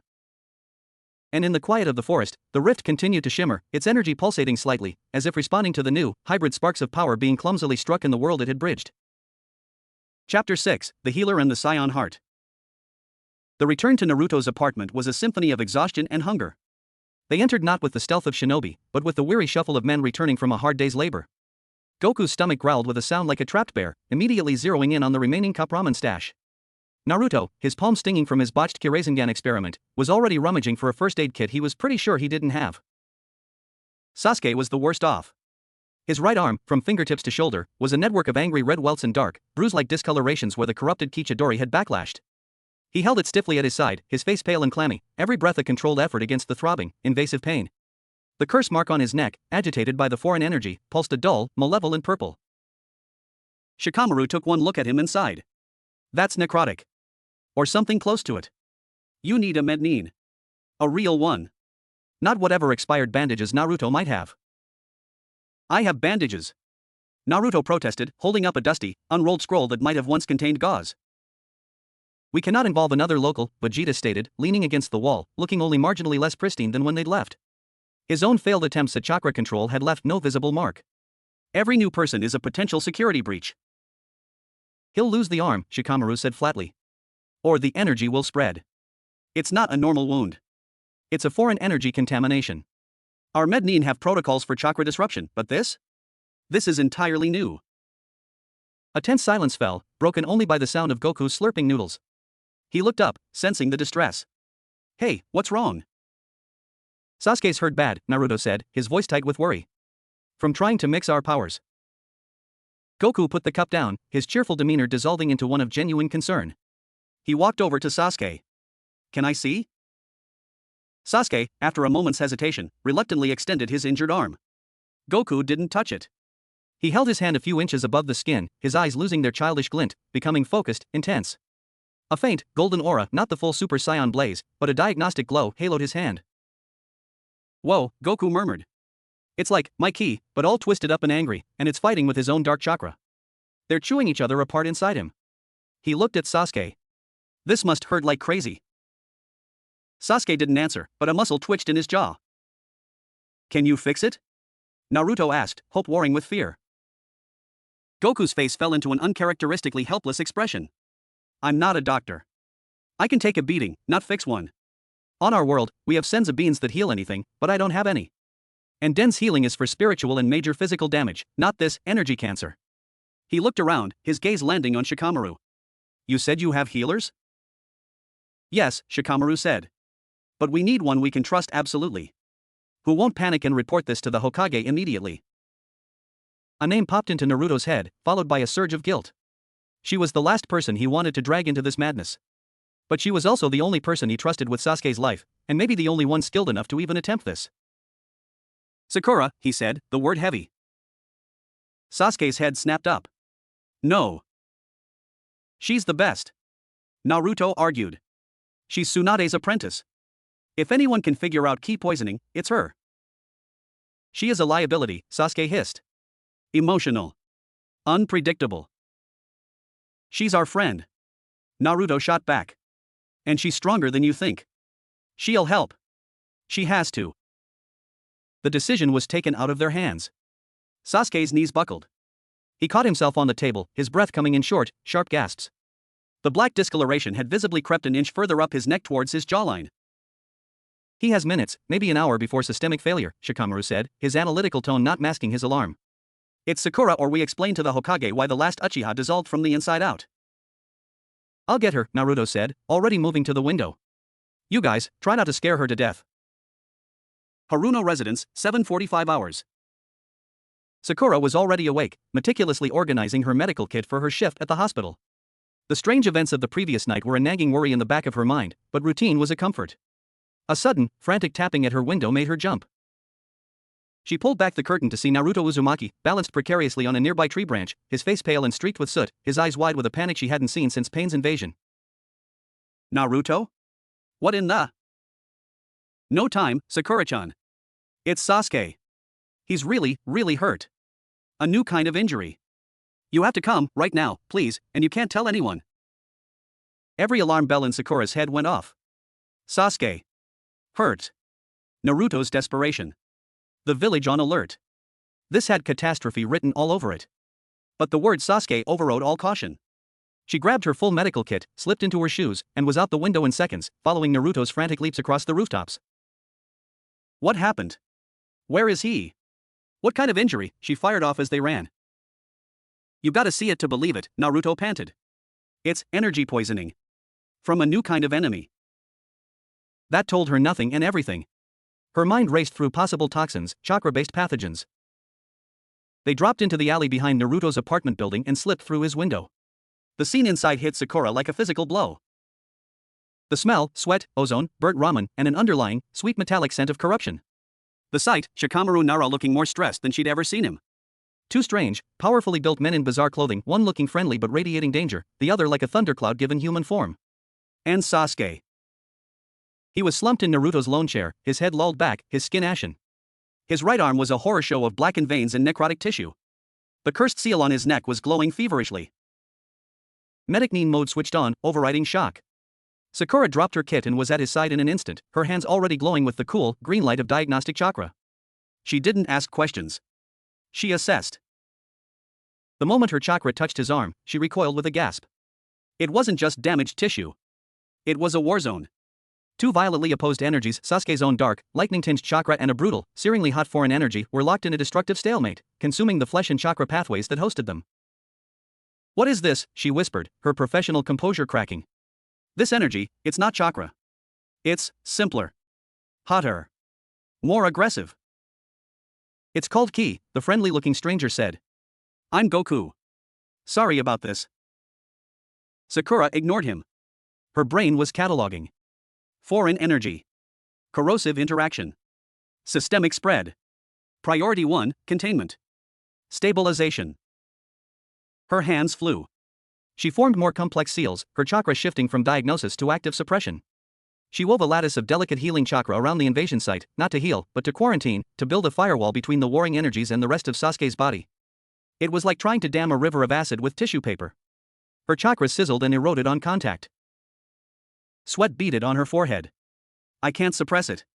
It's too alien. It rejects my chakra. She looked up, her green eyes blazing with a mix of fear and determination. I need to understand it. I need a sample. A pure sample of this key dot. All eyes turned to Goku and Vegeta. Vegeta looked openly contemptuous. You want us to give you our energy to study? Preposterous. It's the only way. Sakura snapped, her fear for Sasuke burning away any intimidation. I can't fix what I don't understand. I need to see how it behaves in a healthy system, to find a counter-frequency. Or do you want him to die because you're too proud? The word proud struck a nerve. Vegeta's eyes flashed. Goku stepped forward. Here, Goku said, holding out his wrist. Take a little from me. Mine's pretty calm. Sakura didn't hesitate. She pressed two fingers to Goku's wrist, channeling a tiny, thread-like strand of her chakra into him, not to heal, but to sense. Her eyes widened. It was like dipping a thread into a sun. The sheer volume of energy was staggering, a vast, calm, golden ocean. But its nature, it was warm, vibrant, alive in a way chakra wasn't. It felt like concentrated willpower and vitality. It wasn't hostile. But it was fundamentally, irrevocably other.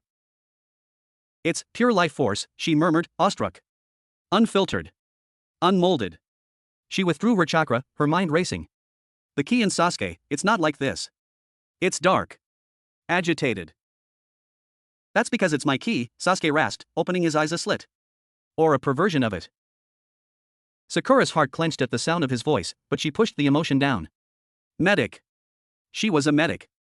So ki takes on the properties of the user's spirit. That means the counteragent isn't a generic cure. it has to be tailored. She looked from Goku's open expression to Vegeta's guarded skull. I need a contrasting sample. A ki that is disciplined. Controlled. Focused. Vegeta stared at her. This pink-haired girl, trembling with effort but eyes sharp as scalpels, was ordering him around. In front of everyone. The absurdity of it warred with the undeniable logic. And the faint, grudging respect he'd begun to feel for their stubborn struggle flickered.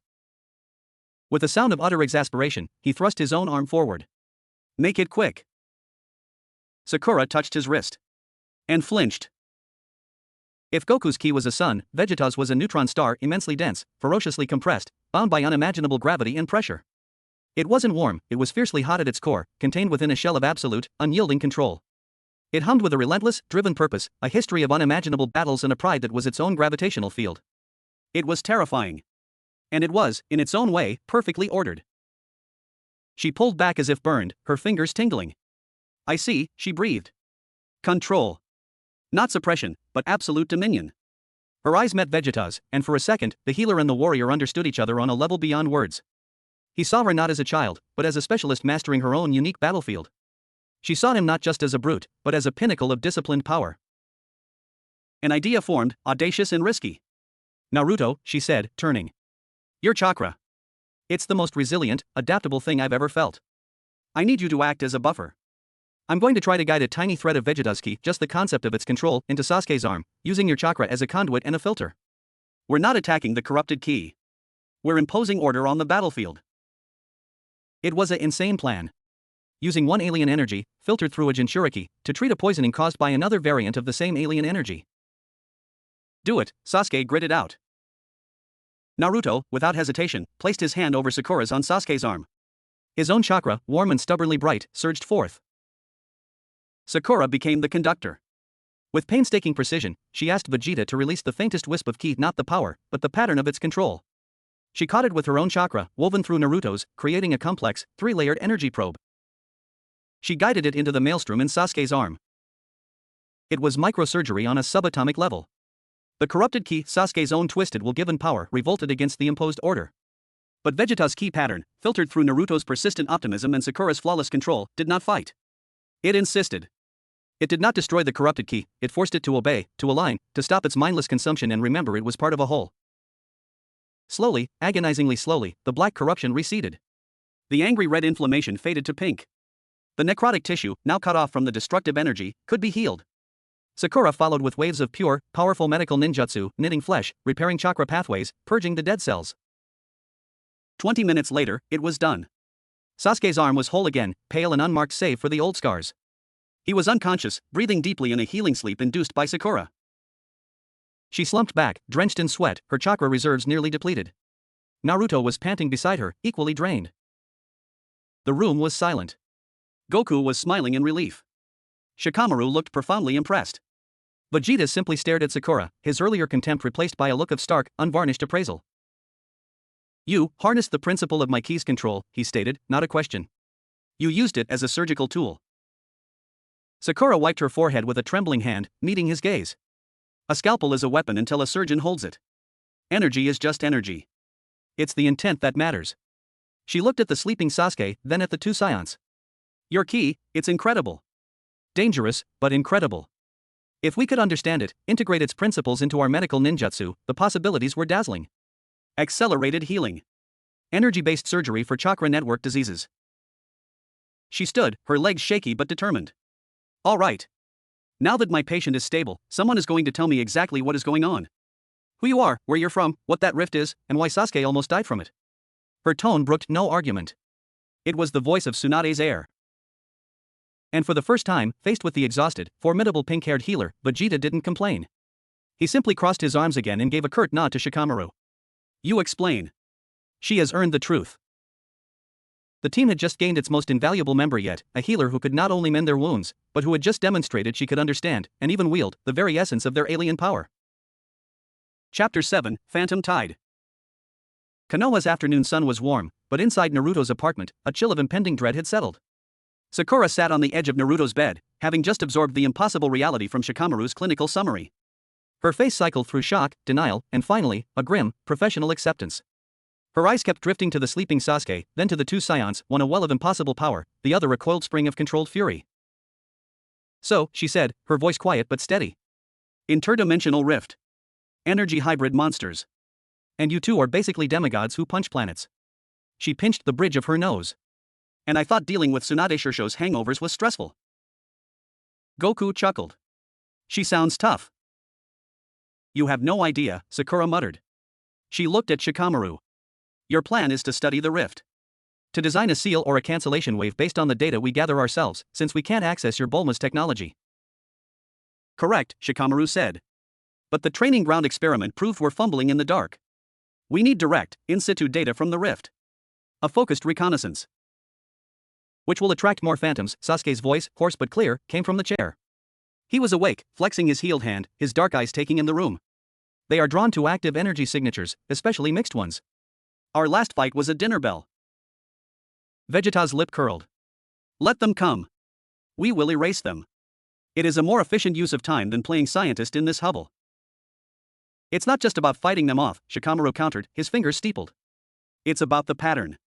Each phantom has been a fusion of a specific pair: Zabuza and a Saibaman, Piccolo and Kimimaro, Android 18 and Orochimaru, Nappa and Uri, Sasuke. The combinations aren't random.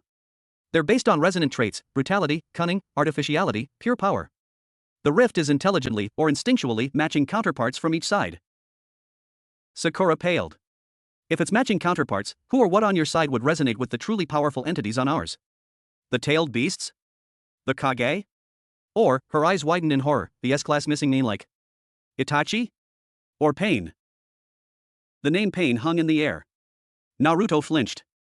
Goku and Vegeta simply looked curious. Strong guys? Goku asked. The guy who flattened the entire village in one attack, Naruto said quietly. Yeah. Strong.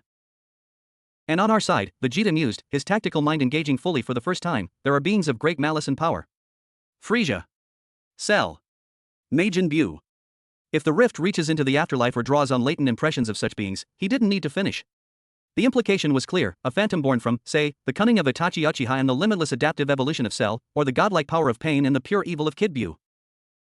The stakes, already cosmic, just became apocalyptic. We need to move, Sasuke said, standing up. His body was healed, but his spirit was steel. Every moment we wait, the rift has more time to scan, to learn, to create more dangerous amalgamations. We go tonight. Full reconnaissance. We probe the rift, take whatever readings we can, and retreat at the first sign of a fusion we cannot handle. It was a sound, desperate plan. They spent the next few hours preparing. Sakura, using her authority, secured advanced medical supplies and sensory equipment from the hospital under the guise of a field triage research project. Shikamaru procured sealing scrolls and blank Fuinjutsu paper for on-site notation. Naruto stocked up on more cup ramen for emergency rations, which earned him a collective sigh.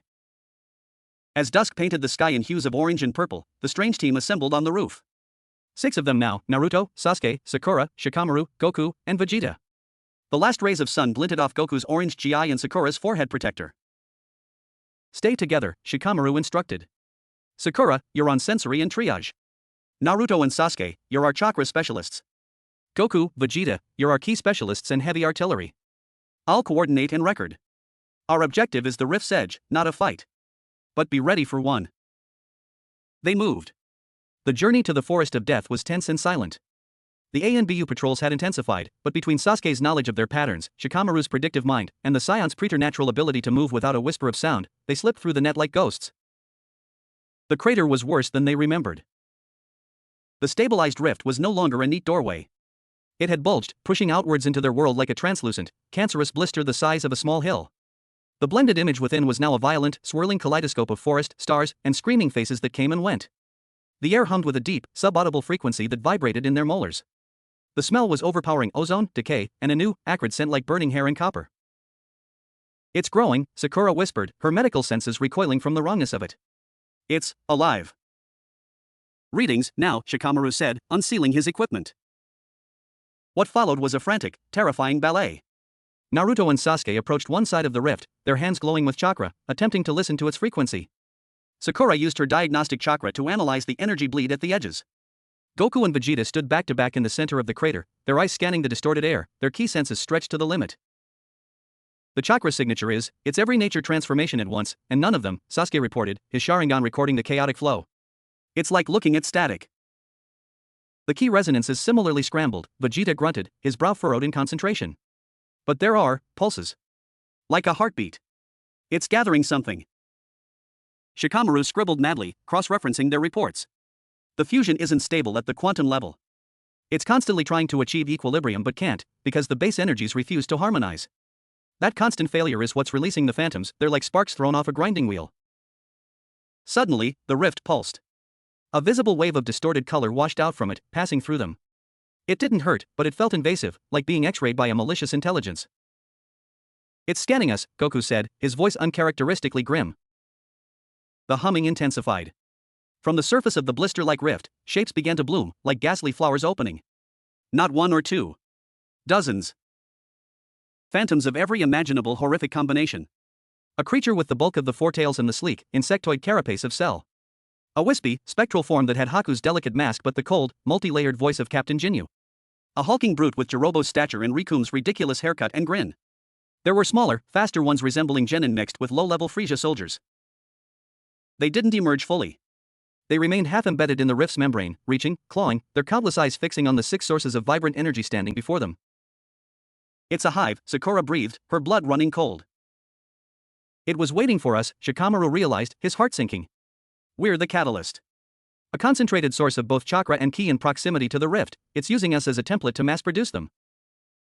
A unified, psychic shriek of hunger tore from the dozens of half-formed phantoms. The sound was a physical blow, staggering Naruto and Sakura. Then, as one, they began to pull themselves free. Forget reconnaissance. Vegeta barked, his ki erupting in a blue-white inferno. Annihilation protocol. Goku's hair flashed gold. We have to protect them. Chaos erupted. It wasn't a battle, it was a storm. Phantoms fell upon them from all sides. Naruto met a swarm of small, fast ones with a barrage of shadow clones and wind release, great breakthrough, blasting them back into a group where Sasuke evaporated them with a sweeping fire dragon bullet. Sakura, with no time for delicate healing, became a whirlwind of destruction. Her chakra-enhanced fists, honed under Tsunade, became the ultimate blunt instrument. She didn't bother with complex jutsu, she simply moved with devastating speed and precision, her punches cratering phantom skulls and shattering carapaces with wet, final crunches. A phantom with the Sharingan eyes of a generic Uchiha and the tail of a scion lunged at her, she ducked under its swipe, grabbed the tail, and used it as a lever to slam the creature into the ground with earth-shattering force before driving her heel through its chest. Shikamaru was a frantic puppeteer. His shadow possession jutsu snaked out, but it was ineffective on the non-biological, energy-based phantoms. Instead, he used it on the environment, manipulating shadows to trip them, to guide falling debris, to create momentary openings for the others. He was the brain, directing traffic in a hurricane. But the stars of the cataclysm were the scions. Goku moved like a golden comet. He was everywhere at once, a super scion blur. He didn't use massive beams, he used pinpoint, overwhelming force. A phantom with Gaara's gourd, oozing acid, and Dodoria's form found Goku suddenly in front of it. A single, ki-imbued punch to its center mass didn't just kill it, it caused the creature to unravel from the inside out, its components flying apart. He fought with a serene, terrible efficiency, his usual grin replaced by a look of focused necessity. Vegeta was a sculptor of annihilation. He hovered above the fray, arms crossed for a moment, assessing. Then he moved. His style was brutal, economical, and disdainful. He would flick his fingers, launching volleys of tiny, homing ki darts that sought weak points, joints, eyes, energy cores, causing phantoms to explode in chain reactions. When a larger phantom, a fusion of Katsuyu's slug body and the spiked form of Android 16, loomed over Naruto, Vegeta appeared above it. Dirty fireworks, he intoned.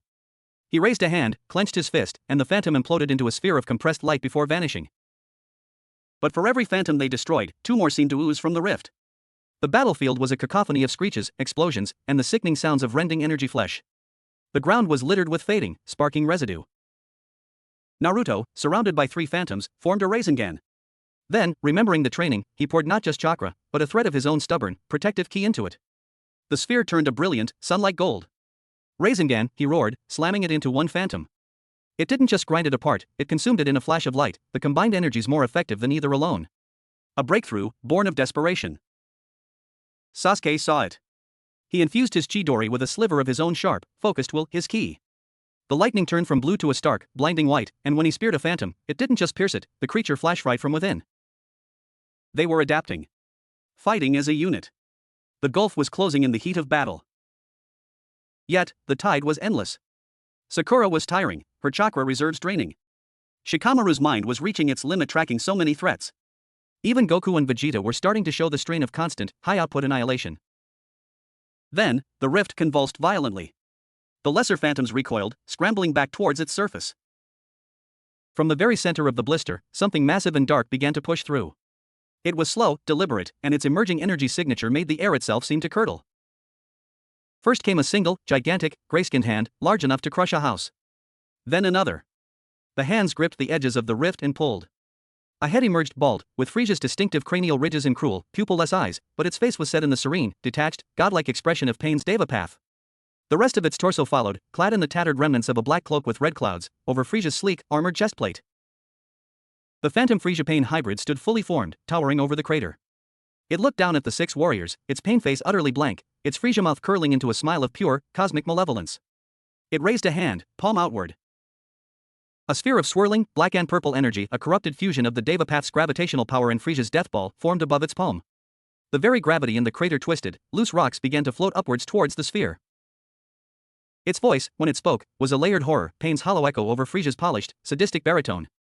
You feel pain, you feel fear. This is the lesson of a god. This is divine retribution. The sphere pulsed, and a wave of crushing, repulsive force slammed outwards, not as an attack, but as a declaration of dominance. Goku and Vegeta planted their feet, their auras flaring to hold their ground. Naruto, Sasuke, Sakura, and Shikamaru were flung backwards like leaves, smashing into the far crater wall. The air was driven from their lungs. Vegeta wiped a trickle of blood from his lip, his eyes blazing with a fury that was now mixed with something else, the thrill of a true, ultimate challenge. Goku's golden aura burned brighter, his face set in a determined line. The reconnaissance mission had failed. They were now fighting for their lives, and for the fate of 2 worlds, against a nightmare that had just become a god. The phantom tide had crested, and standing atop it was a deity of despair. Chapter 8, The Cold One Thaws. The divine repulsion wave subsided, leaving a ringing silence in its wake. Naruto pushed himself up from the crater wall, tasting dirt and blood. Beside him, Sakura was already glowing green, healing Shikamaru's cracked ribs with swift, precise motions. Sasuke stood, his Sharingan spinning furiously, analyzing the titanic abomination before them. The Phantom Frisia Pain hybrid, which Shikamaru's mind instantly dubbed Deva Frisia, lowered its hand. The oppressive gravity normalized, but the threat hummed in the air, thick and cloying as the ozone stench of the rift. The lesser phantoms cowered at the edges of the crater, their forms flickering in subservient terror. A dance of ants before the hurricane, the hybrid's dual voice echoed, its pain face impassive, its Frisia eyes gleaming with cruel amusement. Your energies are intriguing. A spicy vintage. I shall enjoy crushing them from your broken forms. Goku landed beside Naruto, his golden aura casting a warm light on the dusty ground. This guy's strong. Really strong. That push wasn't even an attack. Vegeta hovered nearby, his blue-white ki crackling with barely restrained fury. It's an amalgam of 2 who believe themselves gods. A fitting arrogance for me to shatter. We can't fight it head-on, Shikamaru gasped, clutching his side. Not yet. Its energy is too dense, too fused. We need to retreat, analyze its pattern. Retreat is not an option, Vegeta snarled. It will follow. It will level this forest, then your village, tasting our ki and your chakra all the while. We end it here. Deva Frisia raised its other hand. 5 spheres of dark energy, each crackling with a different nature transformation, fire, wind, lightning, earth, water, but perverted by ki, appeared around it. The Rinnegan pattern glowed faintly in its Frisia forehead. Shinra Tensei. This was not a wide repulsion. It was a focused, surgical blast. The 5 spheres shot forward, each targeting one of the fighters: Goku, Vegeta, Naruto, Sasuke, Sakura. They moved with impossible speed, weaving around each other, homing in. Goku and Vegeta vanished, dodging with instant transmission and raw speed, their spheres detonating against the crater wall in deafening, multicolored explosions that vaporized stone. Naruto threw up a desperate futon de tapa. Wind release, great breakthrough, but his wind tunnel only slightly deflected the dark fire sphere. It clipped his shoulder, and he screamed as agony lanced through him, not just burn, but a deep, chilling corruption that ate at his chakra. Sasuke, using his Sharingan's prediction, substitution with a log at the last nanosecond, the lightning sphere reducing it to splinters. Sakura had no such speed. She saw the earth and acid sphere coming, too fast. She braced, chakra fortifying her body. A blur of orange and blue intercepted it. Whump. The sphere detonated against a ki-enhanced forearm. The shockwave threw Sakura back, but the blast was contained. Standing in front of her, smoke curling from his sleeve, was Goku. He'd taken the hit meant for her. Heh, Goku grunted, shaking his arm. That stung a little. He shot her a quick, reassuring grin over his shoulder. You okay? Sakura stared, stunned. He'd moved faster than her eyes could track. To protect her. Vegeta, meanwhile, had not been idle. While Deva Frieza was focused on its multi-attack, Vegeta had charged, a living bolt of violet energy. Gallic Cannon. A continuous beam of compressed ki roared from his palms, aimed at the hybrid's chest. Deva Frieza didn't dodge. It brought its hands together in a prayer-like motion. A hexagonal, shimmering barrier, a fusion of the Predapath's absorption and Frieza's personal barrier, appeared before it. Vegeta's powerful beam struck it in, sank into it, absorbed without a ripple.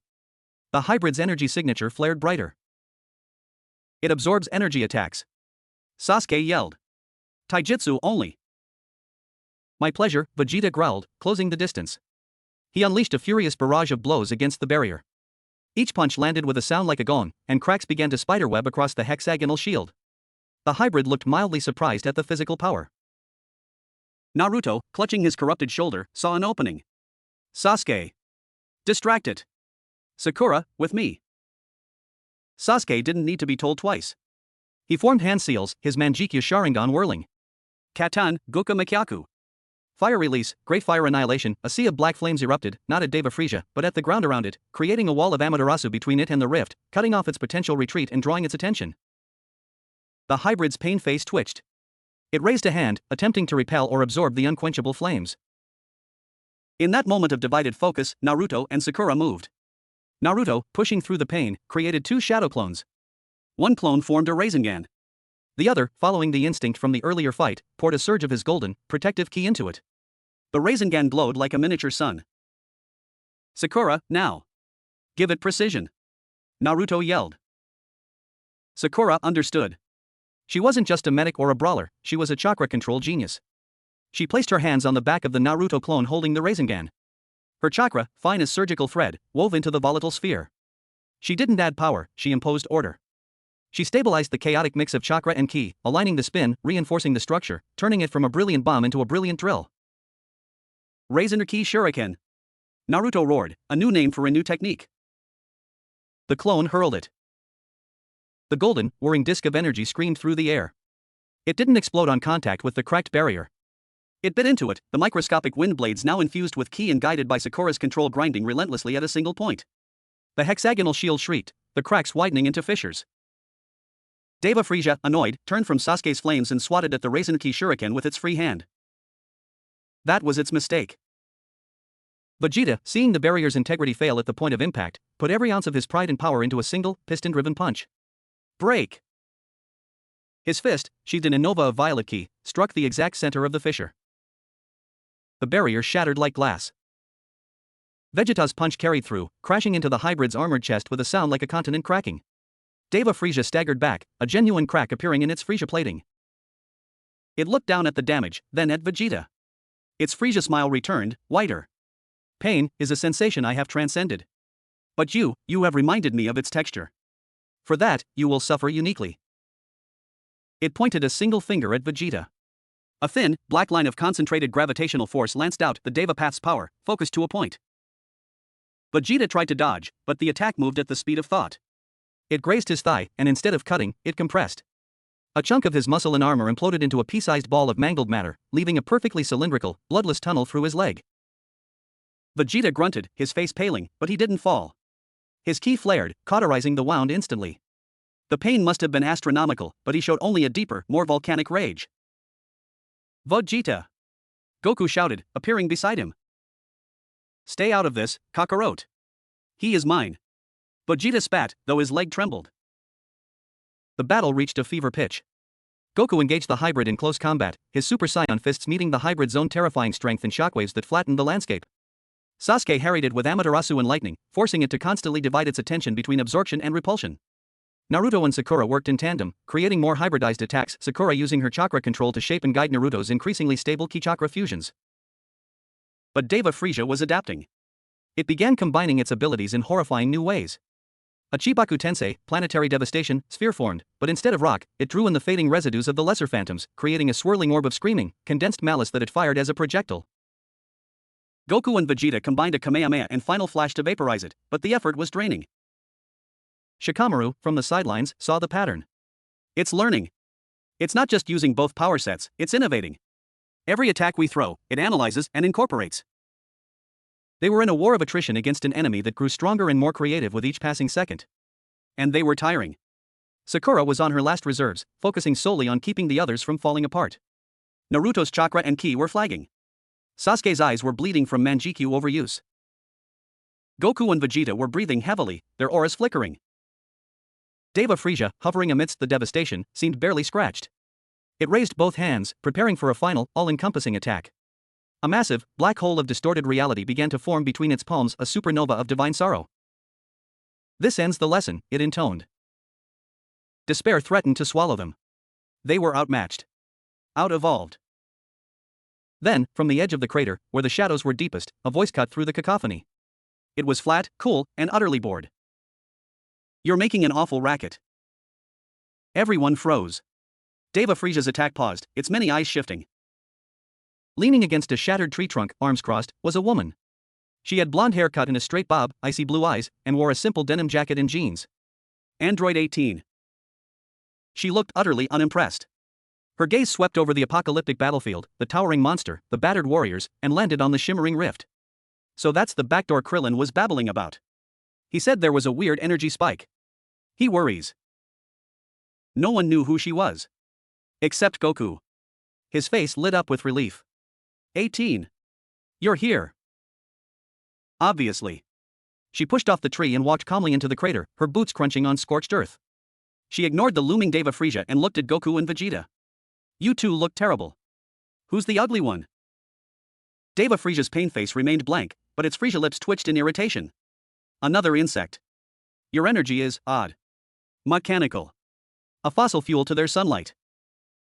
18 finally looked up at it. You talk too much. She turned to Goku. Is it strong? Really strong, Goku nodded. It absorbs energy attacks. A faint, almost imperceptible smirk touched 18's lips. Is that so? Deva Frieza, tired of the interruption, decided to swat this new fly. It fired a simple, concentrated ki blast from its finger, the same kind that could pierce a planet's core. 18 didn't move. She didn't block. She just stood there.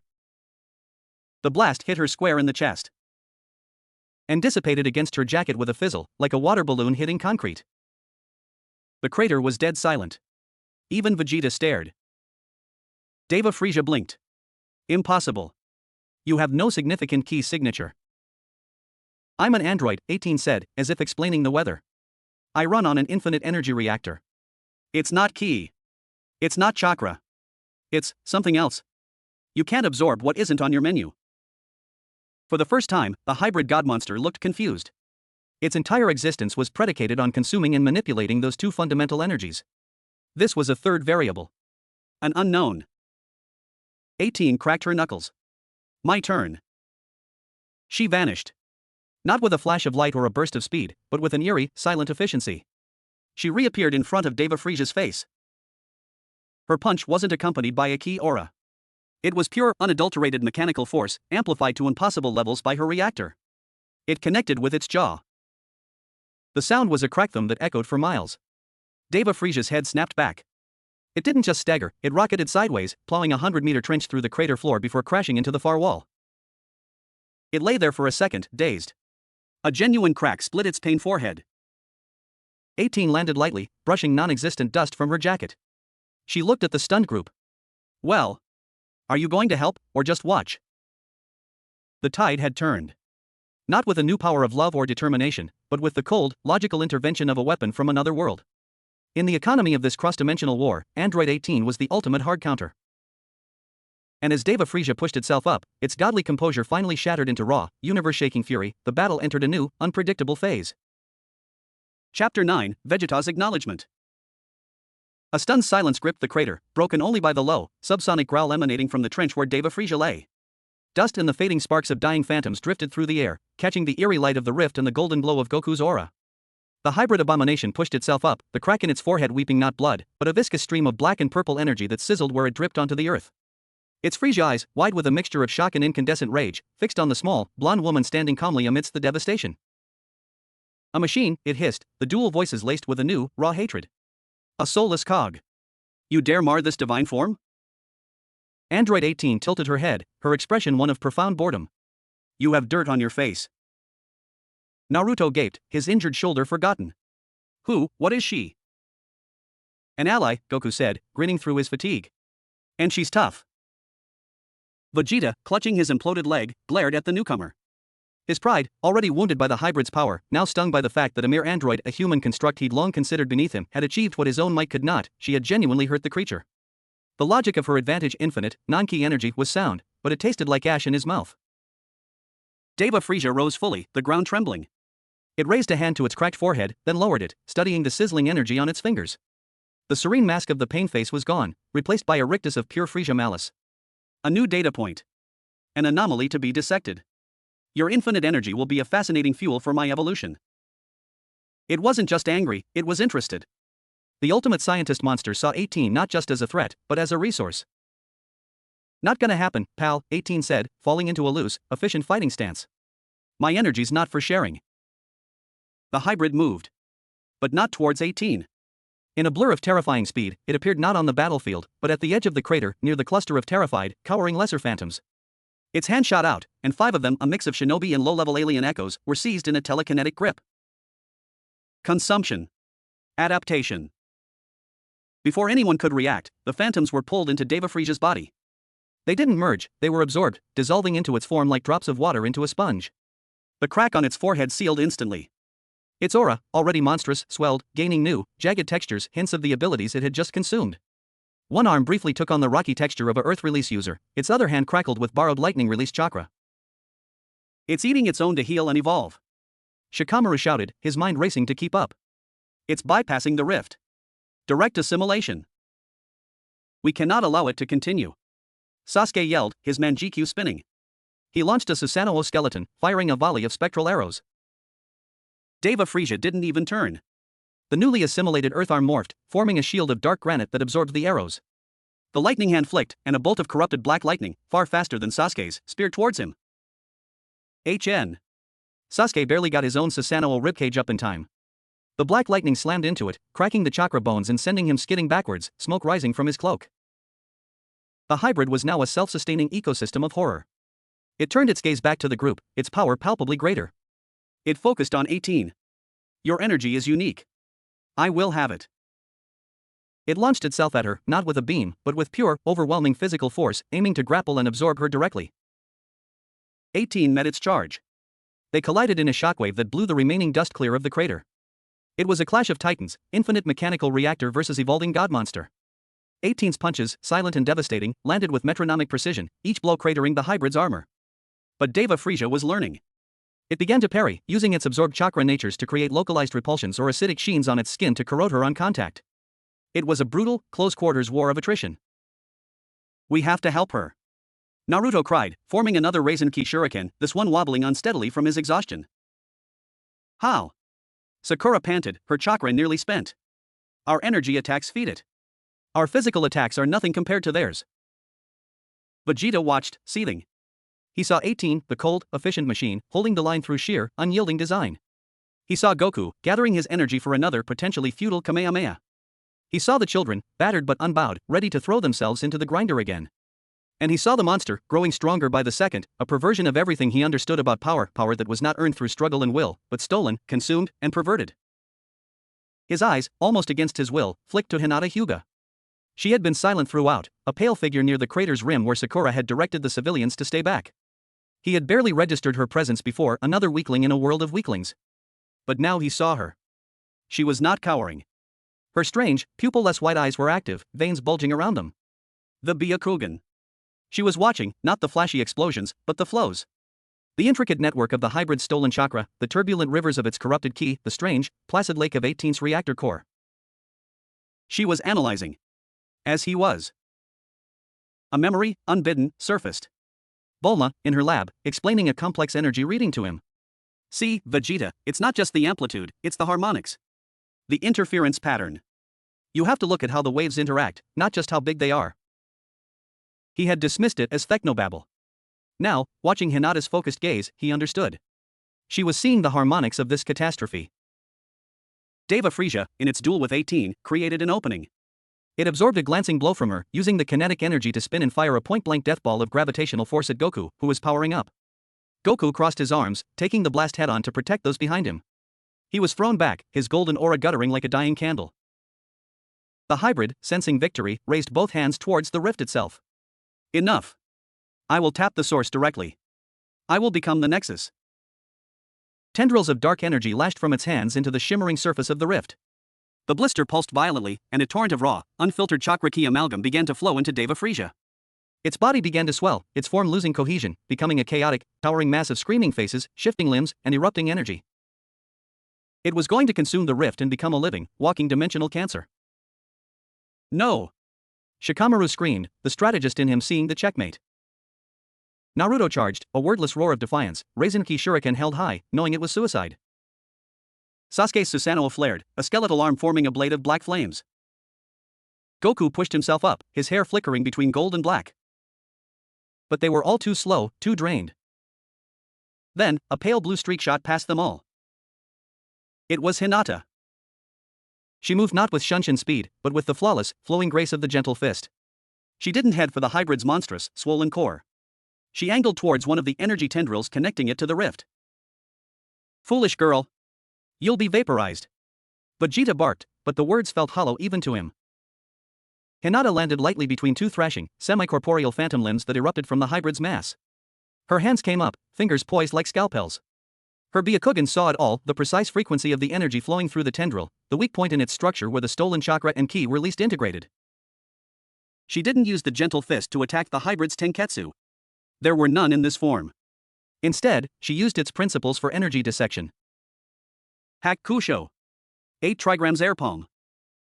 A precise, needle-thin blast of Hyuga chakra, not powerful in terms of raw force, shot from her palm. It didn't strike with impact. It interfered. It hit the exact harmonic node in the energy tendril. The result was instantaneous and catastrophic for the tendril. The conflicting frequencies, the pure Hyuga chakra, the corrupted amalgam, created a violent dissonance. The tendril didn't just break, it unraveled in a cascade of failing energy, severing the connection with a sound like a shattered symphony. Deva Frisia, in the midst of its glorious consumption, staggered. The influx of power from that one conduit cut off. Its swelling form hiccuped. It turned one of its countless faces towards the source of the disruption. It saw Hinata, small and defiant, already spinning to target another tendril. You dare, 100 voices shrieked. A whip-like appendage of solidified malice lashed out at her, faster than she could possibly dodge. Hinata's eyes widened. She began her rotation for a Hachokaten, 8 trigrams palms revolving heaven, but she knew she wouldn't be fast enough. A violet blast incinerated the appendage inches from her face. Hinata looked up. Vegeta hovered there, one hand still smoking from the ki blast, his face a mask of grudging, furious respect. Do not falter, girl. Your technique is effective. Identify the next harmonic weak point. I will provide the firepower. He didn't compliment her.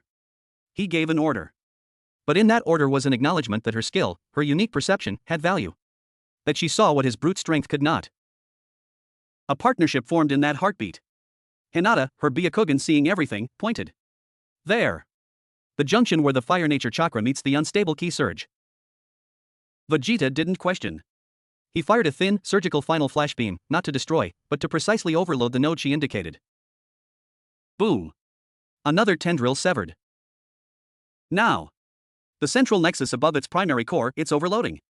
A strike now will cause a cascade failure in its absorption matrix. Vegeta's eyes narrowed. He gathered energy, not in his hands, but around his entire body, compressing it to a blinding point. Big bang attack. He aimed not at the hybrid's body, but at the empty space above it, at the complex web of energy Hinata's eyes alone could see. Now, she cried. He fired. The sphere of annihilation shot upward and detonated inside the hybrid's own absorption field. The effect was not an explosion of flesh, but an explosion of system failure. The carefully balanced, stolen energies went haywire. Deva Frisia's form convulsed violently, the screaming faces within it wailing in unison. The remaining tendrils to the rift snapped like overtuned guitar strings. The hybrid began to destabilize, parts of its body reverting to component energies and dissolving. It was not dead. But it was critically wounded, its connection to its power source severed, its internal systems in chaos. Goku saw the opening. So did Naruto and Sasuke. They didn't need communication. A final, coordinated assault. Goku and Vegeta, side by side, launched a combined Kamehameha/Final Flash. Naruto and Sasuke, combining their last bits of chakra and ki, hurled a Super Raisin Ki Shuriken guided by a lance of Amaterasu. The attacks converged on the destabilized core. Deva Frisia had no barrier left to raise, no energy left to absorb. It could only watch as the converging lights of two worlds, finally working in true harmony, engulfed it. There was no grand explosion. There was a silence. A moment of perfect, white nothingness. Then, an implosion. The hybrid was erased from existence, not with a bang, but with a whimper of unraveling reality. The rift, deprived of the monstrous consciousness that had been manipulating it, gave one final, weak pulse and then stabilized back to its previous, quieter shimmer. The battle was over. Exhaustion hit them like a physical wave. They collapsed where they stood, Goku and Vegeta landing heavily, Naruto and Sasuke sinking to their knees, Sakura slumping against a rock, Shikamaru lying flat on his back. Android 18 walked over to the rift, poked its surface with her boot, then shrugged. Seems quieter. In the aftermath, Vegeta slowly, painfully, landed near Hinata. She was breathing heavily, her Byakugan deactivated, her face pale but serene. She looked up at him. He stared down at her for a long moment, his usual scrum of arrogance and anger absent. He saw not a weak girl, but a warrior who used precision where he used power, perception where he used force. She had seen the battlefield in a way he could not, and he had, for the first time in his life, followed someone else's tactical lead without question or insult. He gave a single, sharp, almost imperceptible nod. It wasn't thanks. It wasn't praise. It was an acknowledgement between two soldiers who had found, in the chaos, a perfect and unexpected synergy. Your eyes, he said, his voice rough. They see the currents of power. Hinata nodded, a faint blush on her cheeks that had nothing to do with exertion. They see the flow of all things. Poof. He turned away, looking at the defeated rift. A useful trait. Do not waste it. As he limped away to assess the damage to his leg, Hinata allowed herself a small, private smile.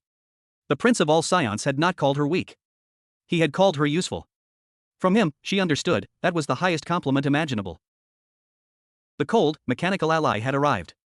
But in the crucible of the battle, a different, warmer connection had been forged, one of silent respect between the ultimate symbol of brute force and the gentle master of precise perception.